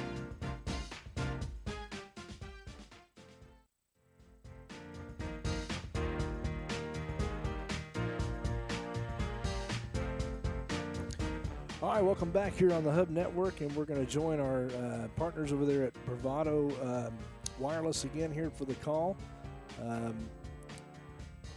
And in just a few minutes. And Lady Tigers dropped that game to Stillwell 53-26, I think it was. And so they will play early tomorrow. I think it's a 1 o'clock or 3 o'clock game. I'll have to look here again. But they will play tomorrow and meet either, I think, be the loser of the following game, I think is correct. So we'll see how that shapes up for tomorrow. We thank you guys for watching us today. And on this simulcast Thursday here, and we hope to do that the rest of the weekend for this tournament as well. But thank you guys for joining us, and appreciate Bravado Wireless for allowing us to inject ourselves into the broadcast here and still show you our sponsors, and they bring that to you as well as they usually do. And we apologize the other night at Sperry. We just could not. It looked like it was going to be a great signal coming out of there. It just was not. You never know when you go to these places exactly how it's going to shape up, and so that did not work out very well for us. And so it's just sometimes when you travel to those places, you are not able to get the signal, even though it says you've got 5G all over the place. And so I think the coaches were a little frustrated not to be able to get out texts and phone calls even to their people and families and that sort of thing too. So anyway, having a good broadcast here today. Appreciate again the effort from Bravado Wireless to get us connected and get everything set up so that we can help broadcast this game. And so we're going to get everything ready here to go. And we're going to join the guys down there in Fort Gibson for the call. Thanks for being with us today. Visiting team on the board will be Cushing. Let's meet their starters. A junior, number 2, Lane Yount. A sophomore, number 4, Trevin Ezell. Sophomore, number 5, John Billigas. A junior, number 20, Noah Jones. And a junior, number 21, Camden Crooks. Tigers are coached by Hunter Ezell. Assisted by Silas Guerrero.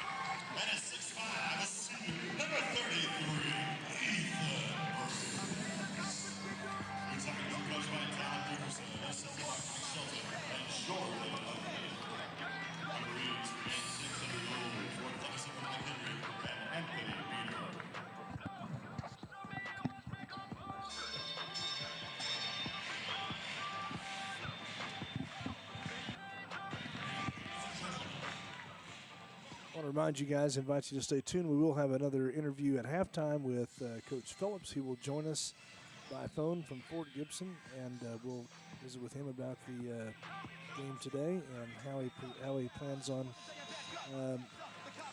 attacking the rest of this tournament and what the girls' mindset is. So we'll catch up with him at halftime, so stay tuned. And we'll join the Bravado commentary team. Fort Gibson will probably come out of zone. And I'm wrong. They're in a man. No, they're in a zone.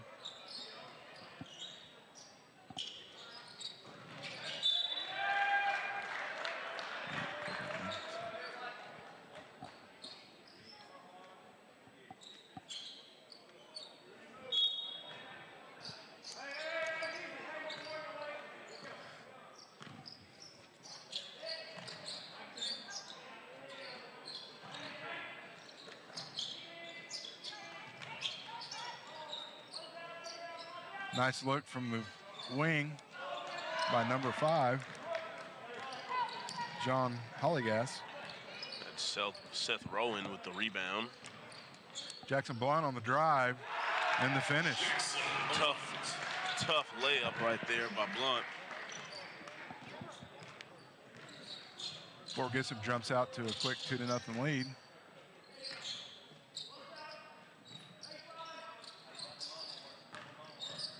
Cushing's really trying to work the ball around the perimeter of the zone. And then you get a turnover. If you notice, they're actually face guarding number 4.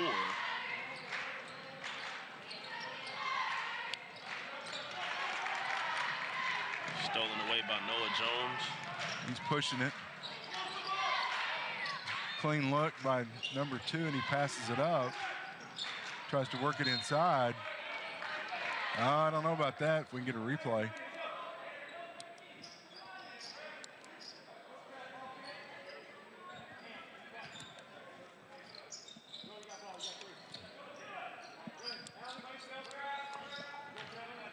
Pressure man on the backcourt.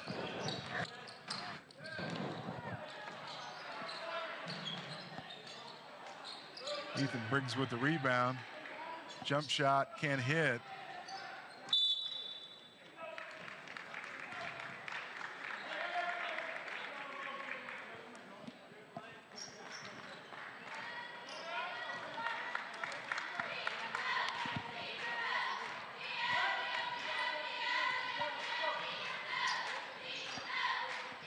Got a 1-3-1.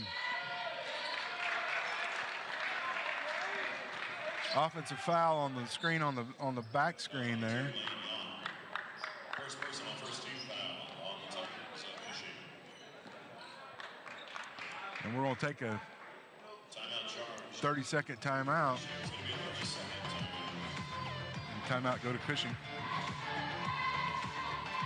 So a slow start to this game, unlike the others. Yep, and still trying to figure out exactly what Fort Gibson is doing defensively. Well, they're mixing it up zone-wise and a 1-3-1. And Cushing tried to do a back screen and got called for the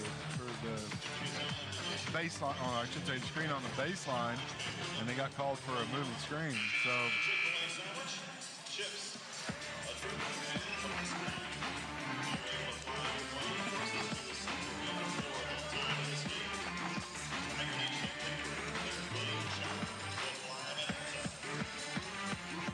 we're having some pressure in the backcourt. Looks like man. We'll see if that transitions to anything. Just clear out. And that'll be a foul. On number 5. John Hilligoss. First personal, second team foul on Cushing.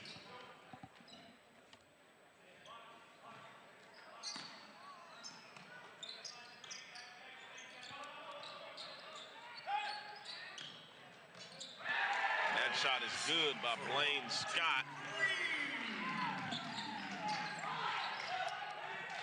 They're double teaming.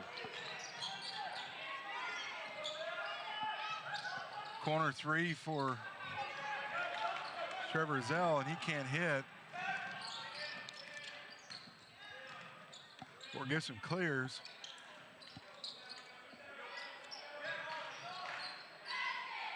He's gonna try it again. Can't hit that one. Jump ball to Fort Gibson. So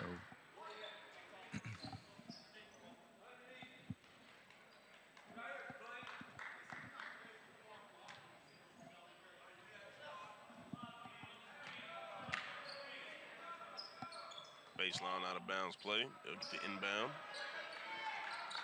Ball at the elbow.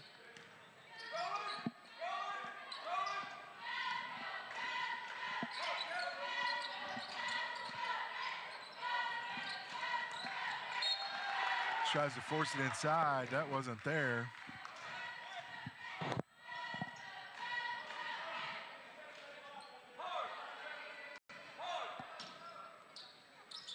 Back and down screen on the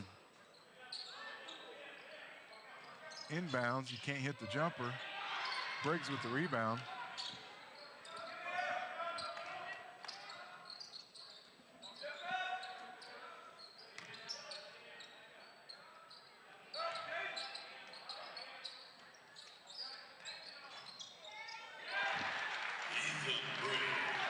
Ethan Briggs with the free throw jumper there. Went down and come back up, went back down, got the shooter's roll. Number 20 with the drive, got the harm with it. Noah Jones making the tough layup, and he'll go to the line to try and complete the old-fashioned three-point play. Very nice move. Noah Jones at the line for the three-point play. Completes the traditional three-point play. Inbounds pressure on ball. They're going to clear.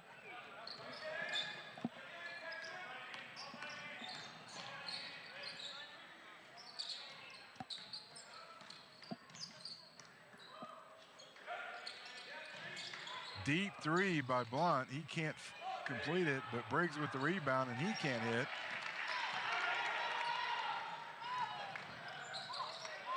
We got a turnover from Cushing. Fort Gibson's going to push. Blunt with a clean three, but not close.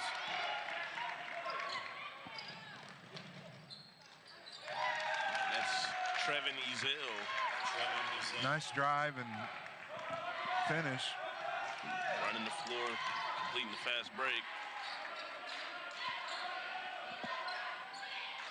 Going to feed it down low to Graves, and it's blocked. Yeah, good backside block there by Lane Yount.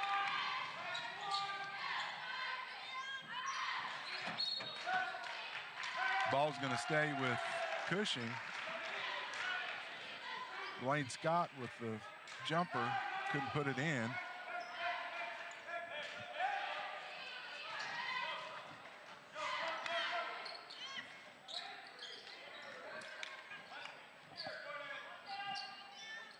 Number 4 hits the three. Very nice looking shot. Trevin Ezell knocking down. He's got 5 of the 8 points. That's John Holligoss with his second foul.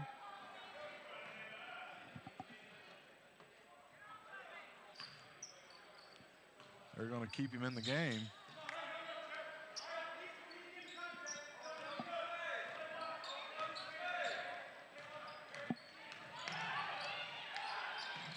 Blunt with the three, can't hit. And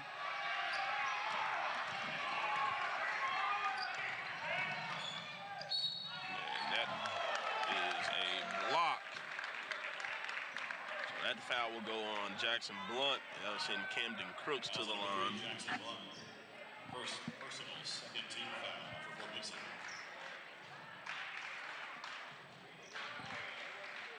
For 21, Camden Crooks at the line.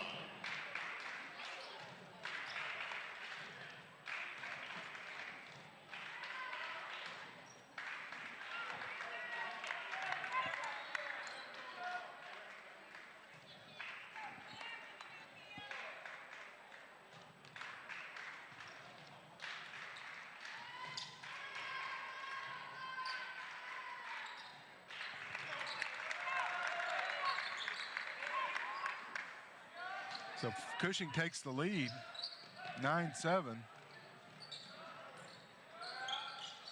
Pressure in the backcourt.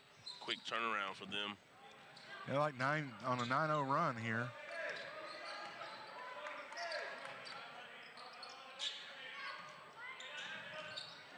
Jaden Graves with the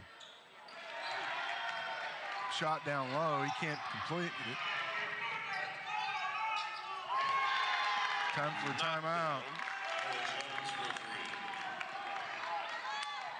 Noah Jones. Push the lead to 5.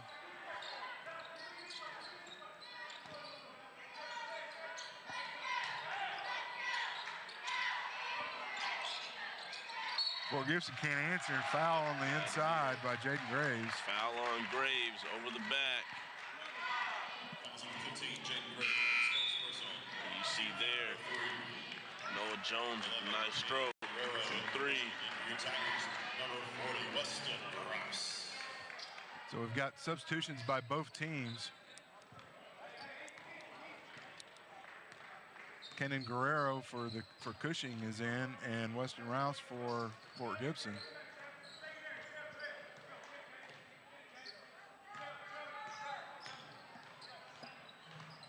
Fort Gibson going to set back in their zone.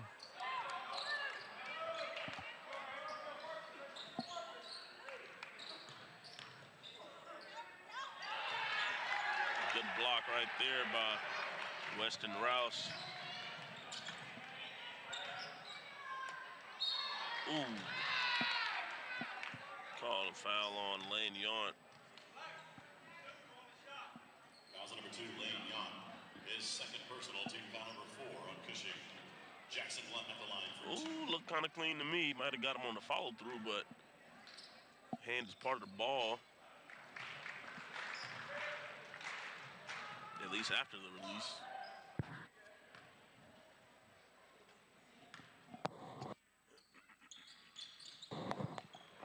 Missed the second one. Got one of two.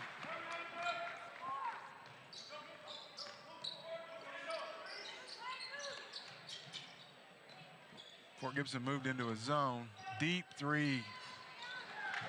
Looked good, but it bounces out by Trevin Azell.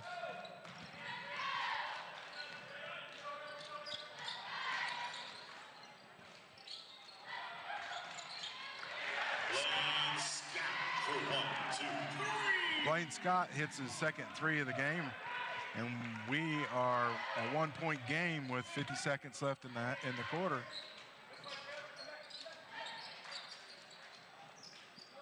Now they drop into that zone.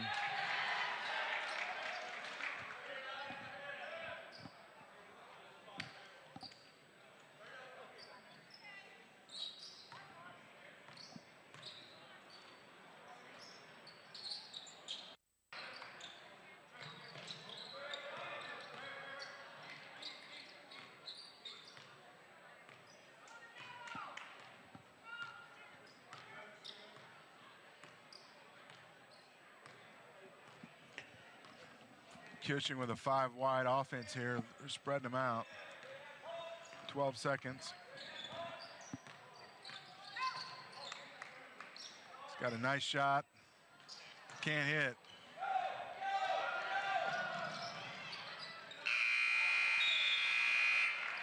And that'll be the end of the first quarter. Cushing up by 1 on Fort Gibson, 12-11. Stick around and we'll be right back with more action here on Bravado Wireless.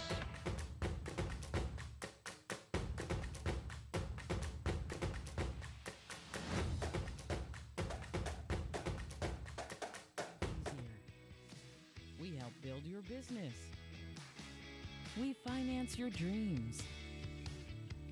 We grow your legacy. We build relationships with our communities. Come in to find out why our customers always say, RCB Bank. That's my bank. Well, hello, Whitney. How Hello, are you? John. So here's the proposal packet for the new mobile app. As long as I'm running this thing, there ain't gonna be no mobile app. Introducing the new mobile app, making your banking experience even easier. It's so easy, even John can use it. Bank of Cushing.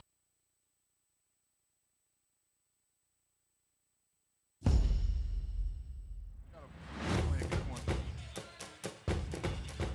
You can see Blunt on the drive. As we look at some replays from the first quarter. at the Paper Airplanes Challenge table. Half a beef for $5 tickets. All upstairs at the table. Second quarter, Cushing basketball. So Cushing gets the ball on the inbounds here.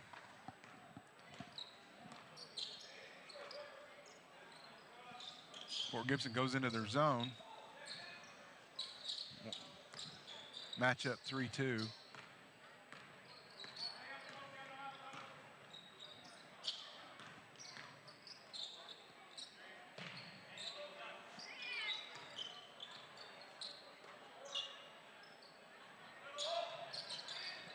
Tries to force it inside. It's tipped. Saved by Camden Crooks. They're still trying to force it inside. And it's a turnover. Jackson Blunt's going to step back three, and he hits. Nice pull-up. One for four from range.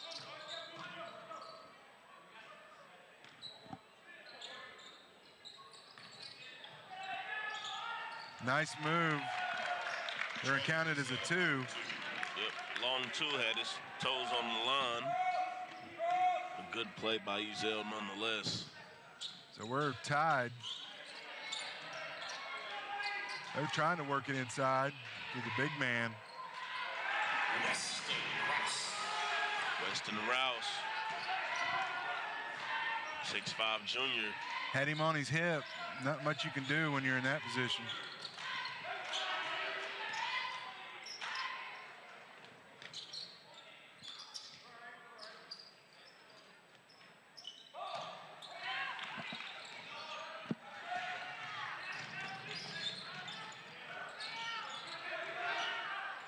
That's the second time they've turned it over trying to hit the cutter coming through. And Rouse takes the free throw jumper. He can't make it. That should be out of bounds to Cushing. Back in for your Tigers, number 15, Shaden Graves.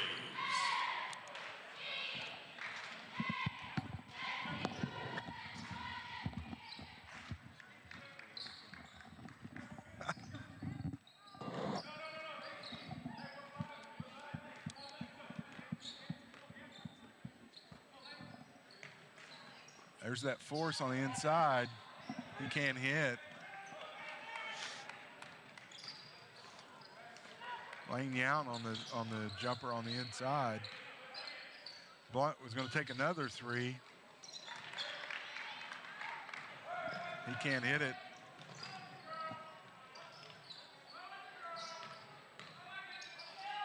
Runner for Kanan Guerrero, and he can't knock it down.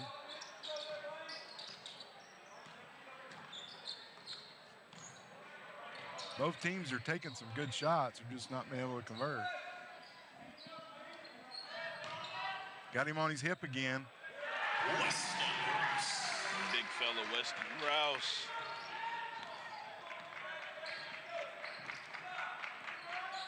He reminds me of those fullbacks from Stillwell.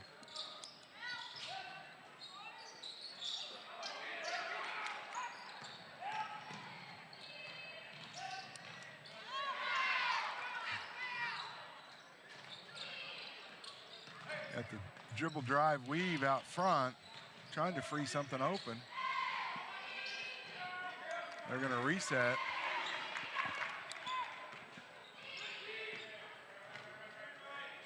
Screen out front.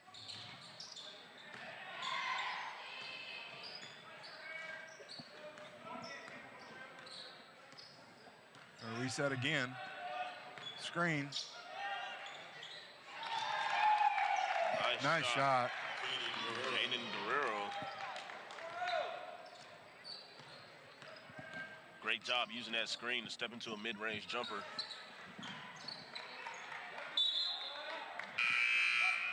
Cushing was definitely patient on that trip. They worked for that shot.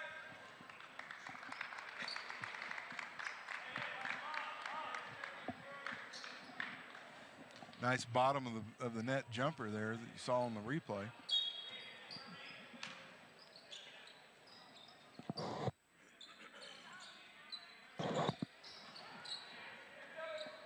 Jackson Blunt with the drive, gets nice defense. He's trying. Can't hit the baseline jumper. Ezel with the pull-up 3. Off the top of the goal.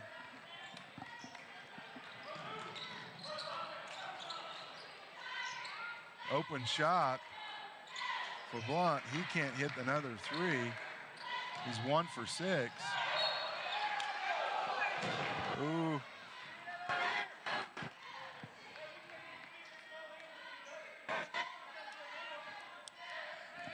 Definitely, that one looked like that was out on Cushing.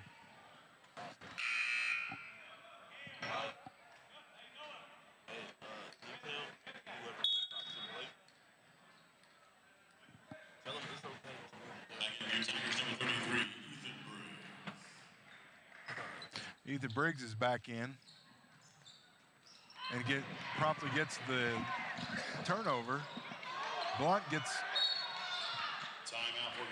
and Coach Dickerson saves the ball there in the possession with the timeout, so he'll take a 30-second timeout.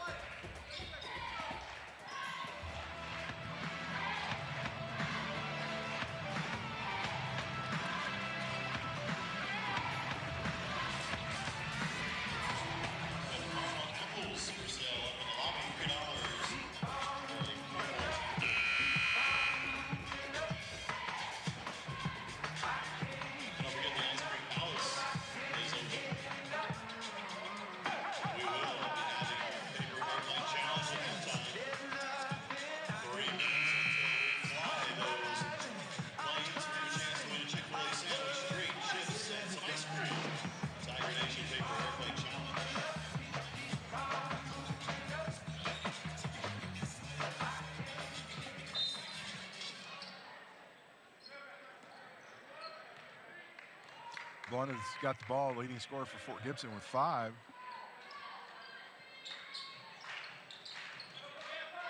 They will work it downside. Nice defense by Kanan. Open jumper from the wing, and he nails it. Noah Jones hitting another 3. Pretty shot. Defense on the post. Graves can't hit.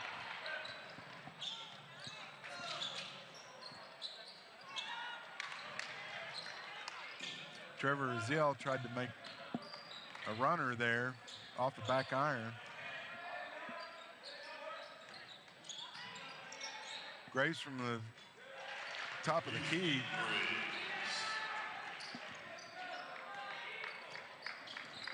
He's got 4. Wide open triple. Can't hit is John Hillegas.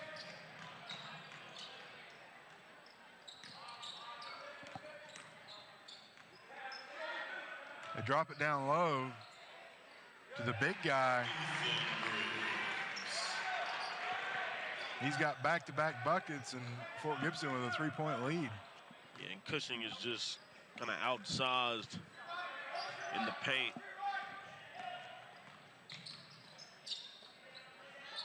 Three-point bucket, no. And then Trevin can't hit. He's 1 for 4. Blunt's going to come down and hit one. And that'll be a timeout. Cushing, full timeout. So we'll take a full timeout as well and be right back here on Bravado Wireless.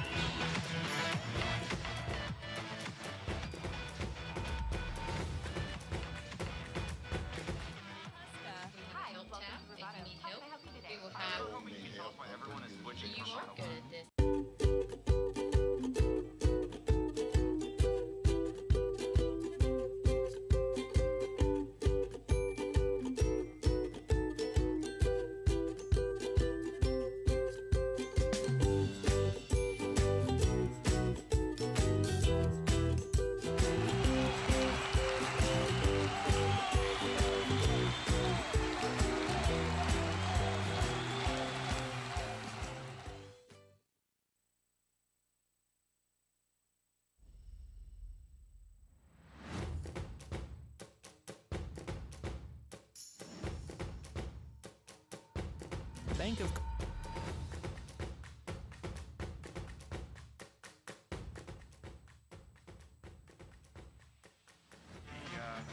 Second period with Fort Gibson leading 25-19. Definitely pushed the score here. They were down at the start of the quarter. He breaks the double. Nice pass to the side. And Trevin Ezell with the nice play there. Yeah, good job by him to cut in that open lane and be ready to see the pass there.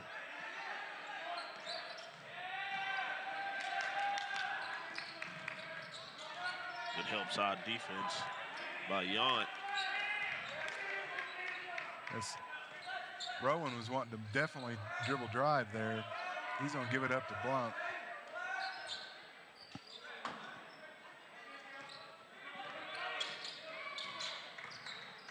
Nice kick and driving kick. Nobody boxed out. Ball's going to stay on this end. Everybody was ball watching. Nobody found a body. And Ethan Briggs was able to run in there and grab that offensive rebound. Cushing is the undersized team. You have to limit second chance opportunities. Easiest way to do that, to put a body on somebody when the shot goes up. Nice assist there by the big guy. Halftime score for Gibson 27, Cushing 21. So going into halftime, Fort Gibson is a 6-point lead, 27-21 over the Cushing Tigers. We'll be right back here at the Old Fort Classic on BovadaWireless.com.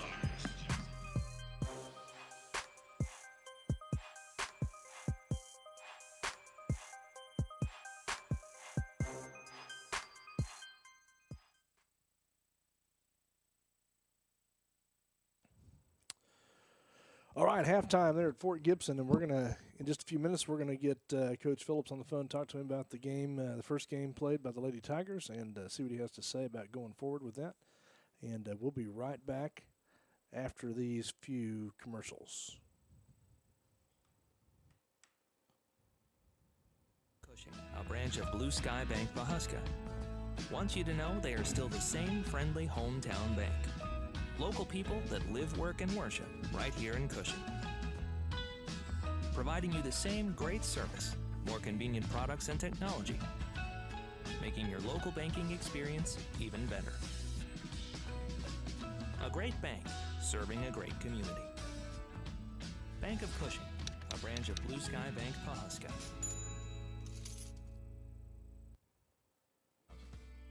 Baker Pharmacy and Medical Supply. And a affordable design.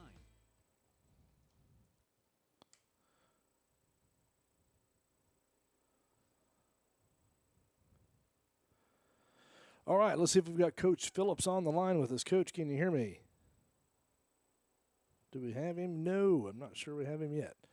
We'll hang on just a minute here. You can hear me? Yeah, sorry, Coach. Sorry, Coach. A lot of buttons to push here, so sorry about that. All right. Hey.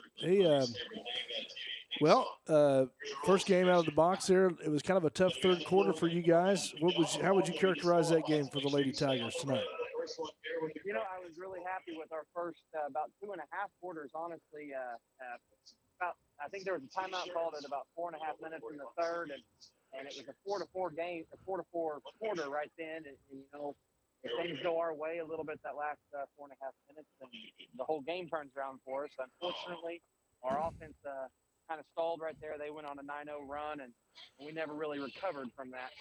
But I thought our effort in the first half and halfway through that third quarter was fantastic. You know, had Jaylee Matthews step up and hit a couple of big shots for us. We handled some pressure.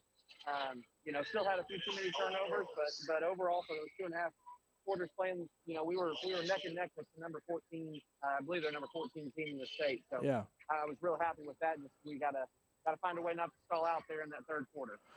Well, we know that you're rebuilding. We've talked about this already earlier in the season. That even though you have a couple of seniors on the floor, they haven't had a lot of playing experience, and so the team is still kind of developing, maturing, and growing together a little bit. So, how would you characterize that so far through this first full month of January here?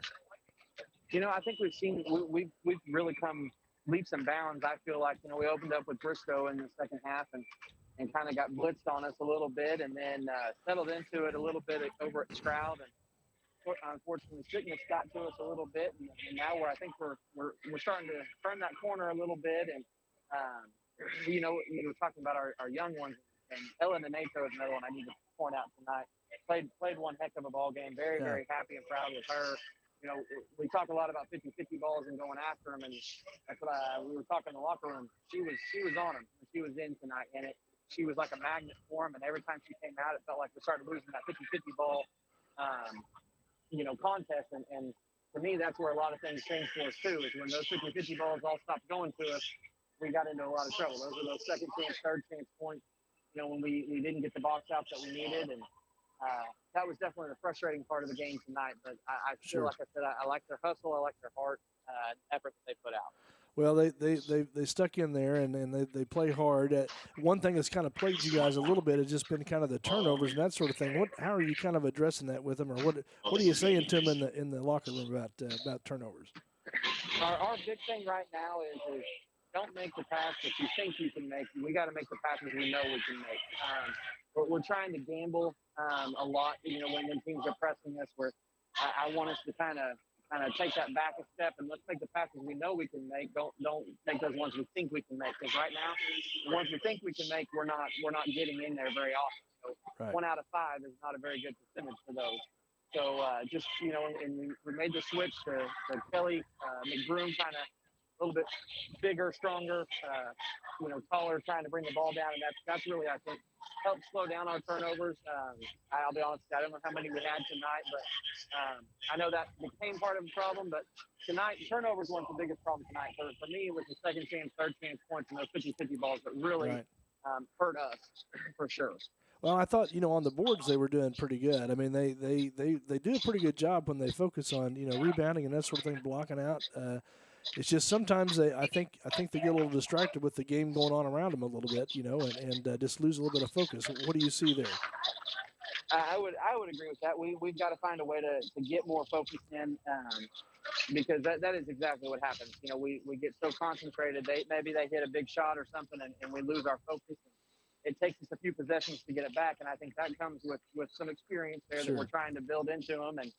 And we're starting to put 2.5 to 3 quarters together. Right. We got to get to that 3.5 to 4 quarters is what we need. And I think these last couple of weeks that we have here, the regular season, that's what we've got to build on and really get to those, being able to play all 4 quarters really strong. Well, absolutely. I mean, the season, it's a long season. You got a ways to go, and so there's a lot that can be turned around here for you guys. And still, you're first-year coach. You're coming in, you're teaching the system and that sort of thing, and it just takes a lot to get that going. And you guys keep working on it. So, Coach, what do you see for the rest of this tournament here a little bit? What do you think about it? Your matchup tomorrow and going forward. I haven't seen a lot of Coweta, which is Fort Gibson plays Coweta tonight. We play the loser of that. I would expect that to be Coweta. Fort Gibson's pretty darn good, and especially at home, they're really good. But it's a 5A program. They're typically always pretty decent. But from what I've seen of them, I think we match up well. I think it's a good game for us. And then Saturday we would see Tulsa Hale or Oklahoma. I think we match up really well against Tulsa Hale. I think we match up well against Oklahoma. I like our look for these next couple of games. Yeah, and some of these teams we don't see very much of them. That's kind of out there in a different area. We haven't really played in this tournament before. It's kind of some new teams that we haven't been exposed to. But I assume this is kind of what's coming as we kind of play in that more Eastern Conference maybe in the future. Is that right? A little bit, yes. The big part of it is, this is the 48th year of the Old Fort Classic. It's a big time tournament, and they had an opening. And I talked to Coach London, the AD here, and he said let's bring him over, and it's been great. Like you said, it's nice to come over here and see some different teams like Stillwell, and we're Coweta and Oklahoma. Those are not teams that I don't know if Christian's ever really played some of those teams. So it's nice to get that look, and a good game for our boys right here, starting that second half. So hopefully we can get something going. Yeah, well, good deal. Well, Coach, hey, appreciate your time. Thank you for taking the time to visit with us today, and good luck down there in Fort Gibson. And we'll try to touch base with you here later on in the weekend as well. All right, that sounds great. I appreciate it. Thank you all. Okay, Coach, thank you so much. Have a good one. You too. Bye-bye. All right, Coach Phillips there talking about just continuing to get experience for the Lady Tigers in every game and trying to develop that program a little bit and his scheme of things for the Lady Tigers. And they will progress on through the tournament tomorrow against either Coweta or Oktaha, I think it was. So we'll see how that ends up, and we will, again, try to bring those to you via simulcast as well. So stick around with us. I hope you're enjoying watching this, and I hope that it works out for us to bring those to you. And we're again going to be available Friday and tomorrow for all of those games. So stick with the Hub Network. We appreciate it. All right, we're gonna take a commercial break, and we will be right back here in just a few minutes to start the second half. Stick around.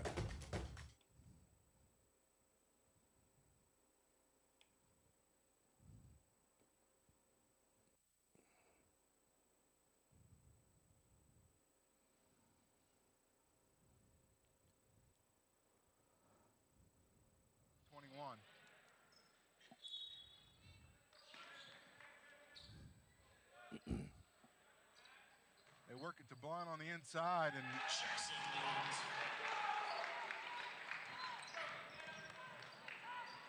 he gets his 12th point there.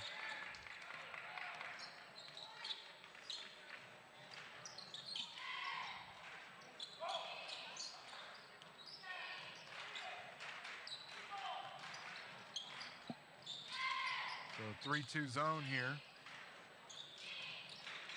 Port Gibson.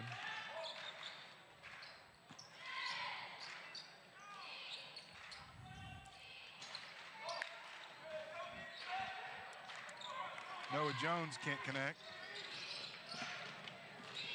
Fort Gibson clears. Double team out front.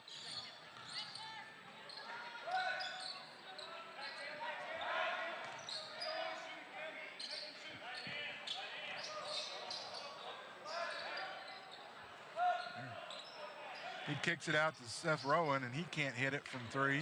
Briggs on the rebound. Call that one on Lane Yount. Ethan Briggs, big time rebound. And, you know, Cushing just having a real problem in the post. Just being... Both with rebounds and controlling the big guy here. Yeah, just being outsized.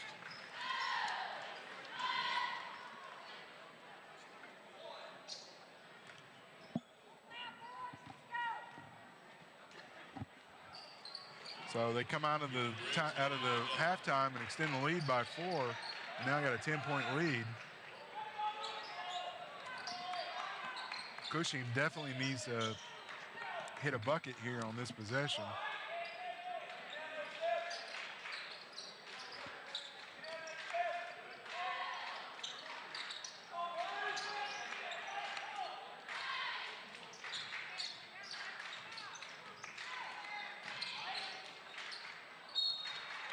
I feel like he should have just went right up with that. That's Hilly Moss. He should have. A turnover. He should have taken that jumper there at the elbow.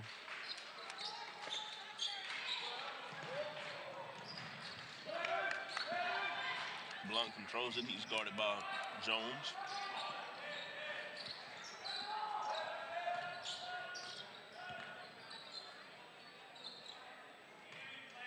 He's wanting it. Nice move. Good head fake. Gets all the way to the basket.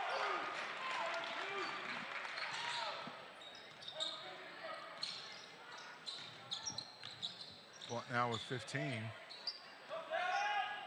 Jones. All backboard on that one.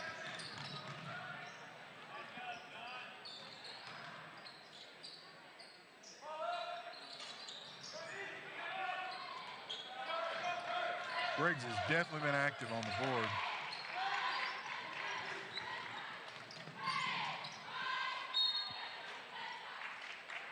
Out of bounds to Cushing.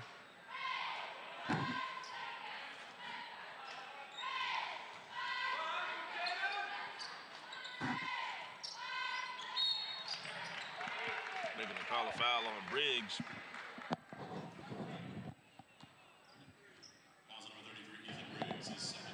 See that replay right there, Jackson Blunt making a nice move at the top of the key, getting all the way downhill.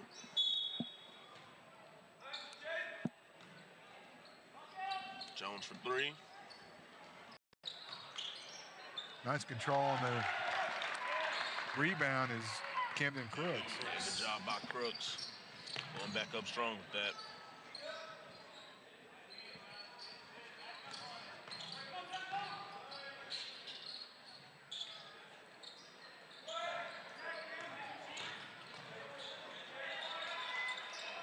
Oh, that one just rims out. Jones will push it. Picked up his dribble. Shoot that ball right there. There you go. Couldn't hit it, but that was the right shot. And we see the ball come off the... That was a good hustle there on that last play.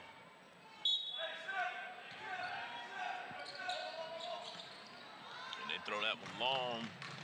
Blunt gets it. Double team in the corner. Finds his teammate. Ooh, and that gets sent back by Yount. Give it back to him. Nice play. Great job finishing off the break. There's the Cushing Tigers trying to give themselves some momentum. Looking to try and start a run. Close this deficit. Try to get it deep. He's in no man's land. Nice work to get out of it. And one play by Jaden Graves. He was vertical, but he did get him with the body. As you see, barely jumped into him, and that's all the referee needed to see to blow that whistle and give that call.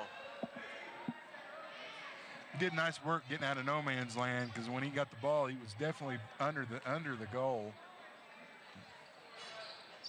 Can't hit the free throw.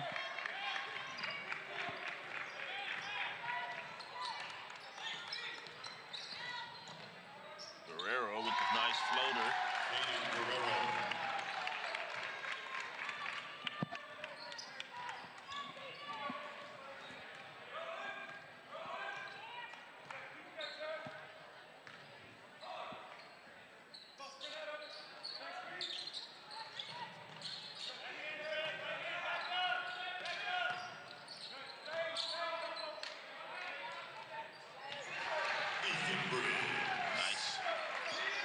Jumper by Briggs. He's having a nice night.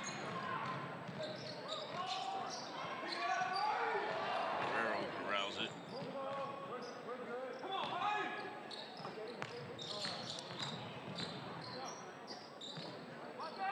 Ezel with quick release. That one is good.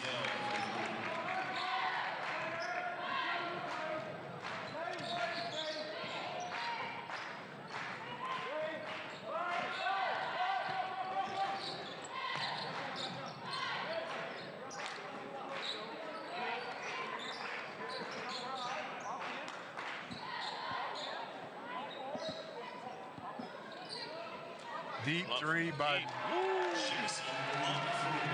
Knocks that one down. That's one of those, what you can do, I can do better.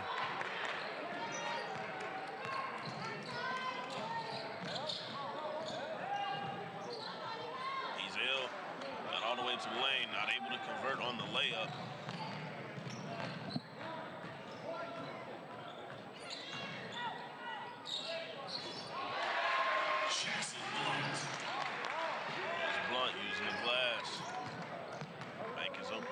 Today. He's got 20 for the game. So he's almost 50% of Fort Gibson's offense.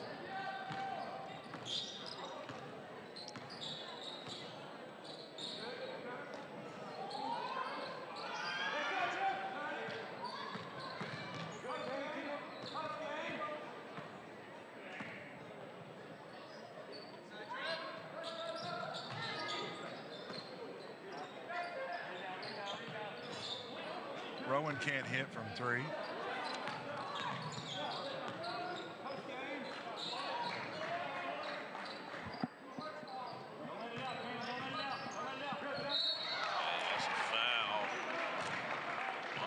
was a good call there by the ref. That's his third foul.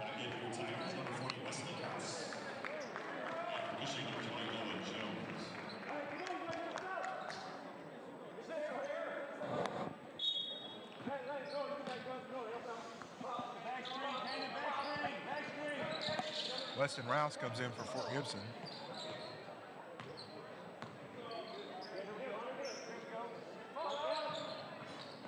He can't hit the free throw jumper. And Fort Gibson is able to take 6'5" big body and replace it with another 6'5" big body. And I mean, there's really nothing that Cushing can do in terms of that length. I mean, they have some guys with some good size. Well, now they're really big because he's got both of them in there at the same time. And that pass went to Casper, friendly ghost.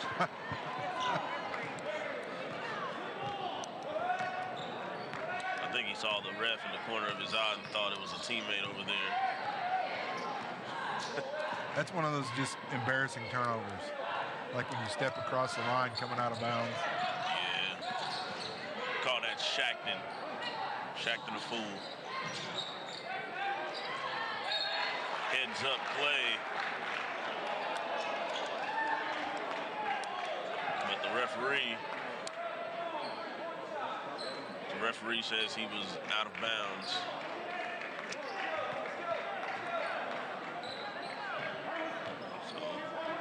25 seconds left in the quarter. That's definitely a blocking foul. Seth Rowan, his first team foul number 3 on the Tigers.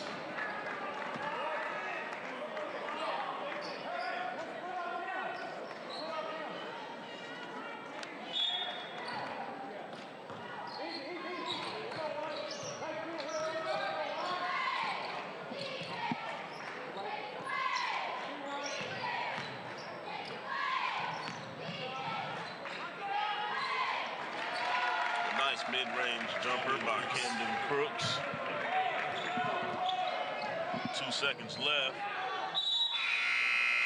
And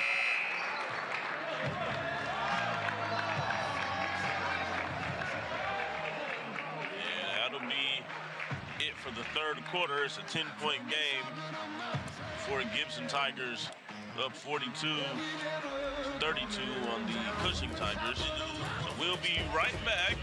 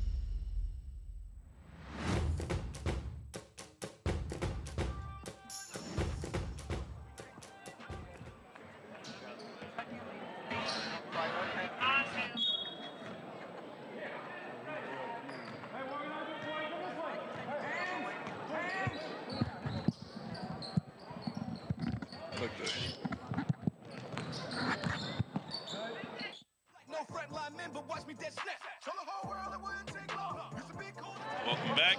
Start of the fourth quarter. Trevin Excel with the missed 3 on the outside there for Cushing. Briggs from the free throw line. definitely one of his best games he's played. And Ford Gibson is doing a very good job of scoring from that mid-high post, that top the key area. And they're taking what the other team's giving them, which is that mid-range post play, right? Absolutely. Jones is short on that three. And I've seen Fort Gibson play before, and they usually don't take that shot. So if you were looking at a scouting report, that's not something you would have seen from them. Blunt with a nice defensive play. Kicks it out to Shaw.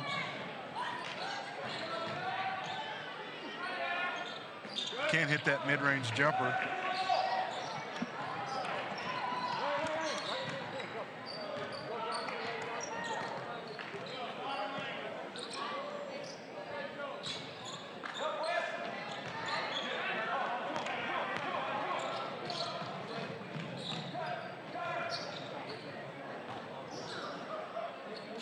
Shaw from the corner doesn't hit.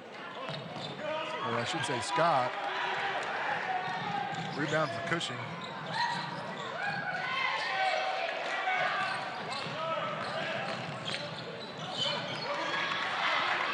Blunt gets it taken away.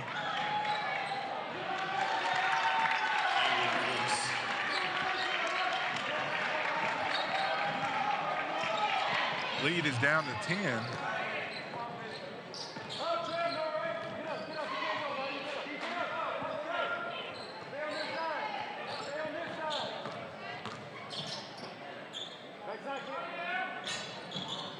Scott can't hit. Briggs with the rebound. He can't make it. Rouse can't hit it.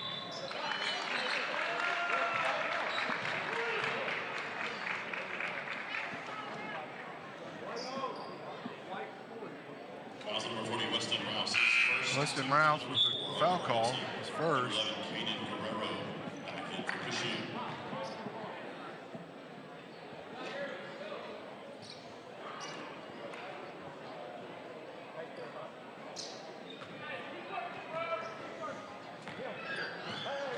Gibson has got multiple attempts on that possession, using their offensive rebounding.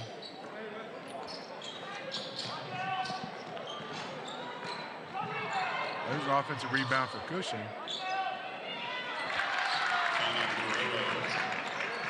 Camden Guerrero with the nice jumper.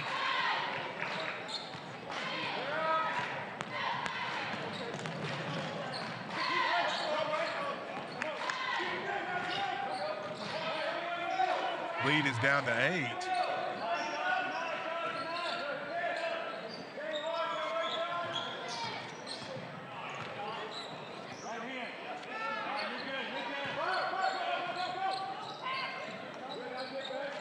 Scott with another attempt. He can't hit it. Rowan with the rebound.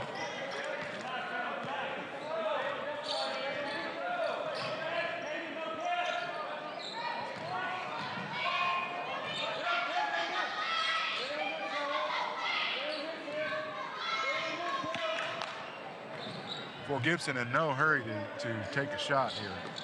They want that clock to run. High-low action here. And Ethan Briggs with the nice lay-in there.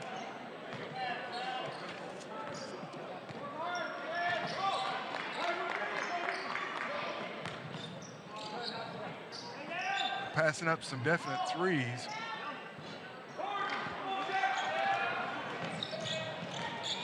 Hilligoss will take the 2. Can't convert.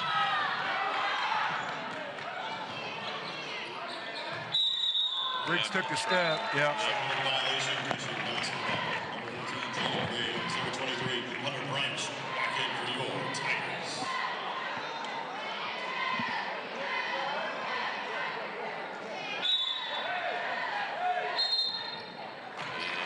Timeout by Cushing will be a full timeout.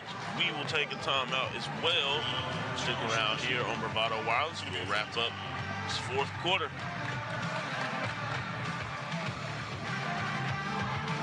Planning a weekend away in your camper? Take your Bravado Wireless home internet with you. Right now, our most popular internet plan has been chopped. While other internet providers are stuck at home with all of those wires and your obnoxious neighbor, Hank, you are free to take your wireless router to your home away from home. Visit us at bravadowireless.com to find a store near you. We are Bravado Wireless, and we believe in the power of connection.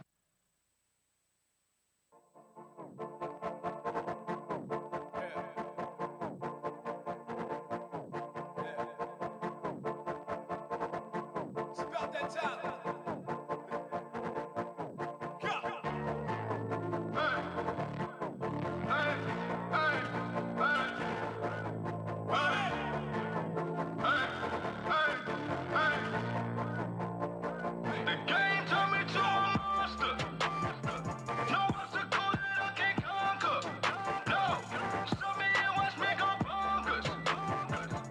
Well, John, as we come down the stretch run here, what does Cushing need to do to get back in the game here? Take care of the ball, make shots, and rebound. Tall order on that last one. Oh yeah, I mean that's probably the most important one. You can't let Fort Gibson continue to get second chance shots, and that's where they've been killing them all the whole game. Again, they're a bit outsized. You know, they got several guys that are 6'5" or close to it, but still, you got to fight for those rebounds, put a body on somebody, and force them to work a little bit harder. When you score, you got to score quick. Yeah, and they went into the zone, and nice shot there. That's good action and good bucket there by Lane Yount.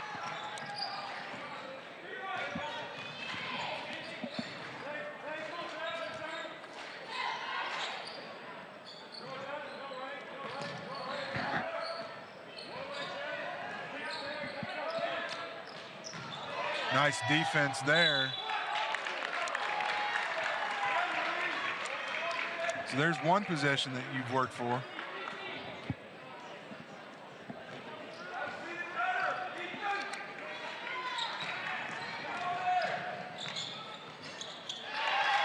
There we go, another good shot right there by John Hillegas. Got a run out. Yep. Seth Rowan with the bucket. Almost a turnover on the inbound. Number 20, Noah Jones, making a game for Cushing. Noah Jones, who's definitely the three-point shooter, is back in the game. He's 2 for 7 from range.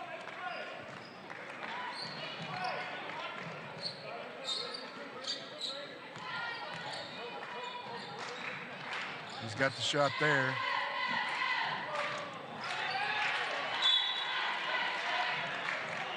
Cushing's going to have to go here in 2 minutes. They don't have a lot of possessions left. Yep, it's an 8-point game.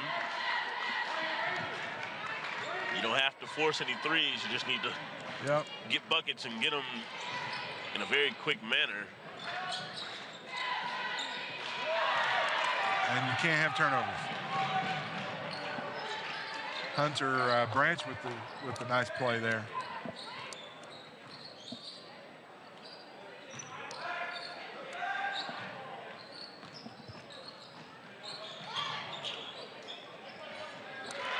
Great job.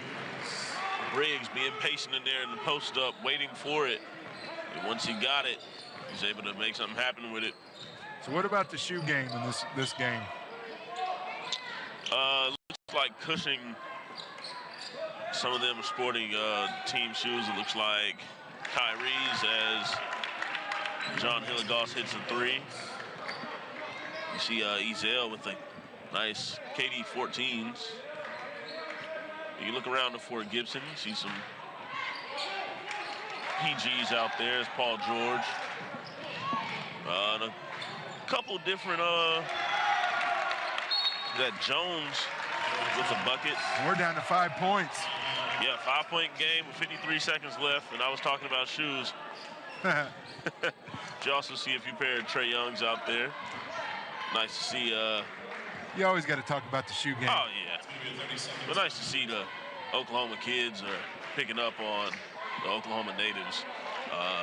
You know, his shoe that he released this past year. Yeah?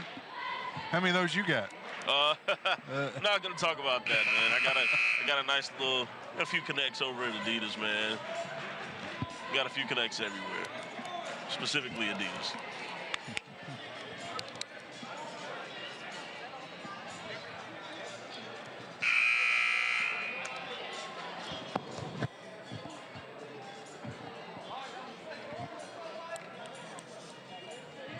Are we coming in? Well, John, take us down the stretch here. We've definitely got a ball game. They've worked to make it a 5-point game. Possession arrows with Fort Gibson. If you can get a tie-up good, if you can force a turnover right here with this press, that's even better. You know, they're a long ways from being in the bonus. So you probably want to foul a little bit. Yeah, they got a ways to go with only, what is this? This is only their 4th foul. This is the negative of not having many fouls in the half.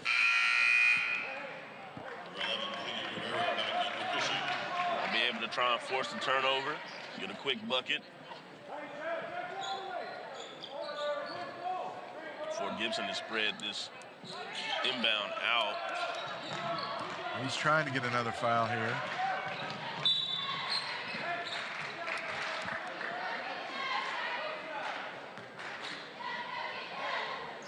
Foul number 2, Lane Yount. That's his 4th personal. Team foul number 5 on Cushing. 4th on Lane Yount. 15 foul. So they still got a couple more to give. Only the 5th foul with 36 seconds left. And there's the 6th foul. They'll foul Blunt. Foul number 4, Trevin Ezell, his first. Team foul number 6. So the next foul will go to a line, but they definitely got rid of some clock. Yeah, only 34 seconds left. We'll see what happens. Give it to Blunt, and they will go for another foul, so send him to the line for the 1-and-1. Foul number 2, Lane Yount. That's his 5th personal. Team foul number 7. Tigers in the bonus. He's 2 for 1 from the line already. He's got 20 points for the evening. Jackson Blunt on the line for a 1-and-1. So we've got 1-and-1. And he calmly knocks that down.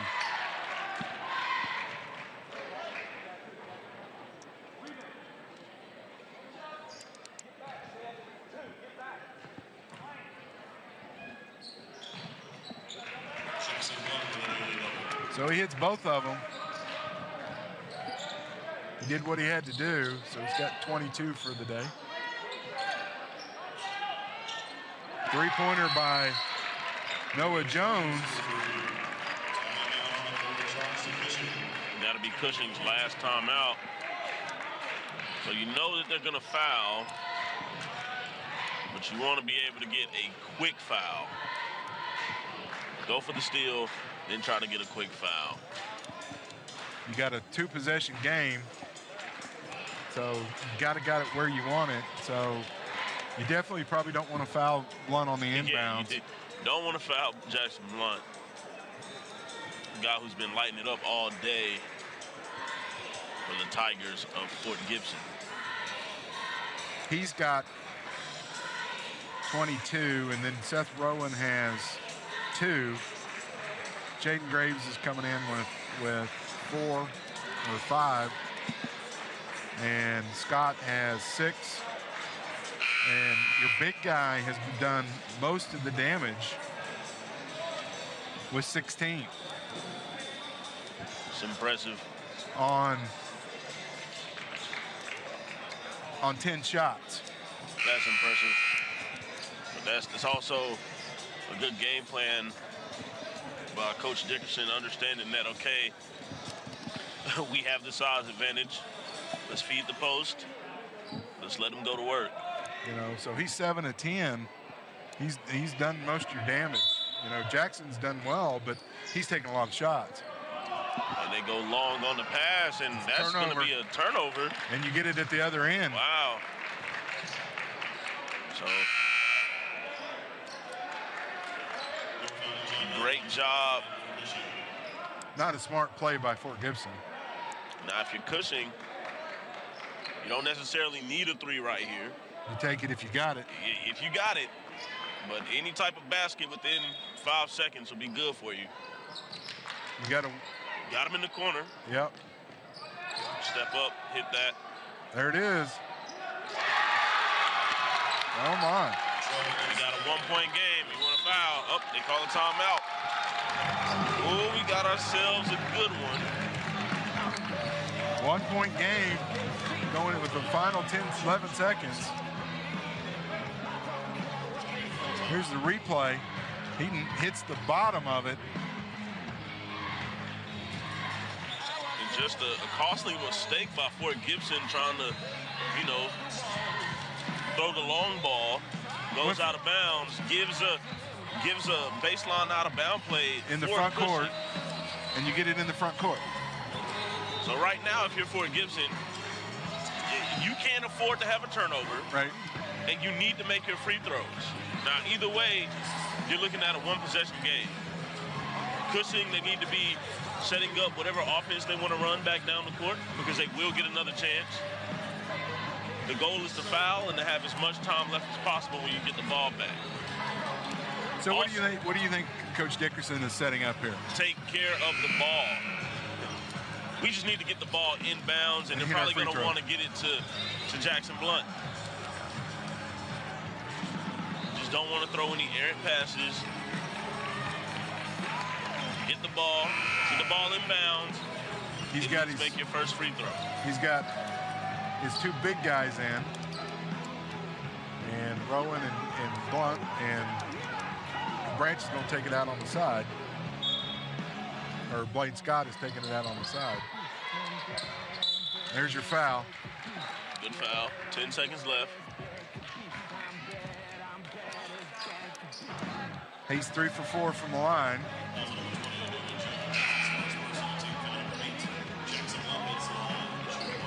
That's why he has his bigs in. Rebounds, yep. If it was ever a time to box out, it's now. You want Jackson Blunt to at least make the front end of this. And he does. And timeout for Gibson. You definitely want your senior there at the line. Oh, yeah.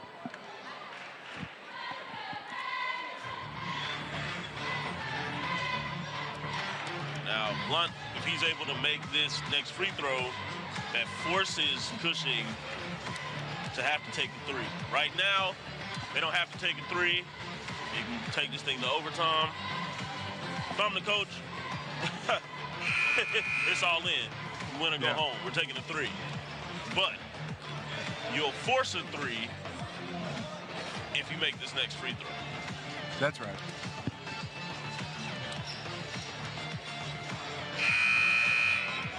Hunter Branch is coming in for Gibson. So he's definitely big right now. He's got Briggs, Graves, Blunt, Branch, and Rowan.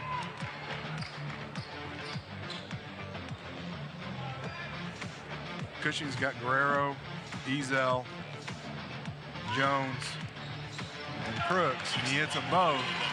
He's got to go. 7 seconds. Find Ezel. Oh, he takes the long shot. He can't hit it. What a comeback. You got to give it to Cushing. Yep, they fought all the way to the end. They sure did. Great job by the Cushing Tigers and a great job by the Fort Gibson Tigers. You had Ezel with 12, Yount with 2. Hillegas with 7. Jones had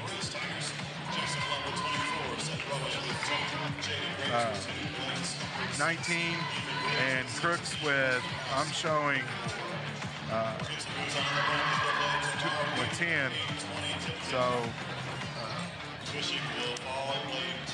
So anyway, we'll close it out here and with the replays and get ready for our next game, which will happen in 10 minutes.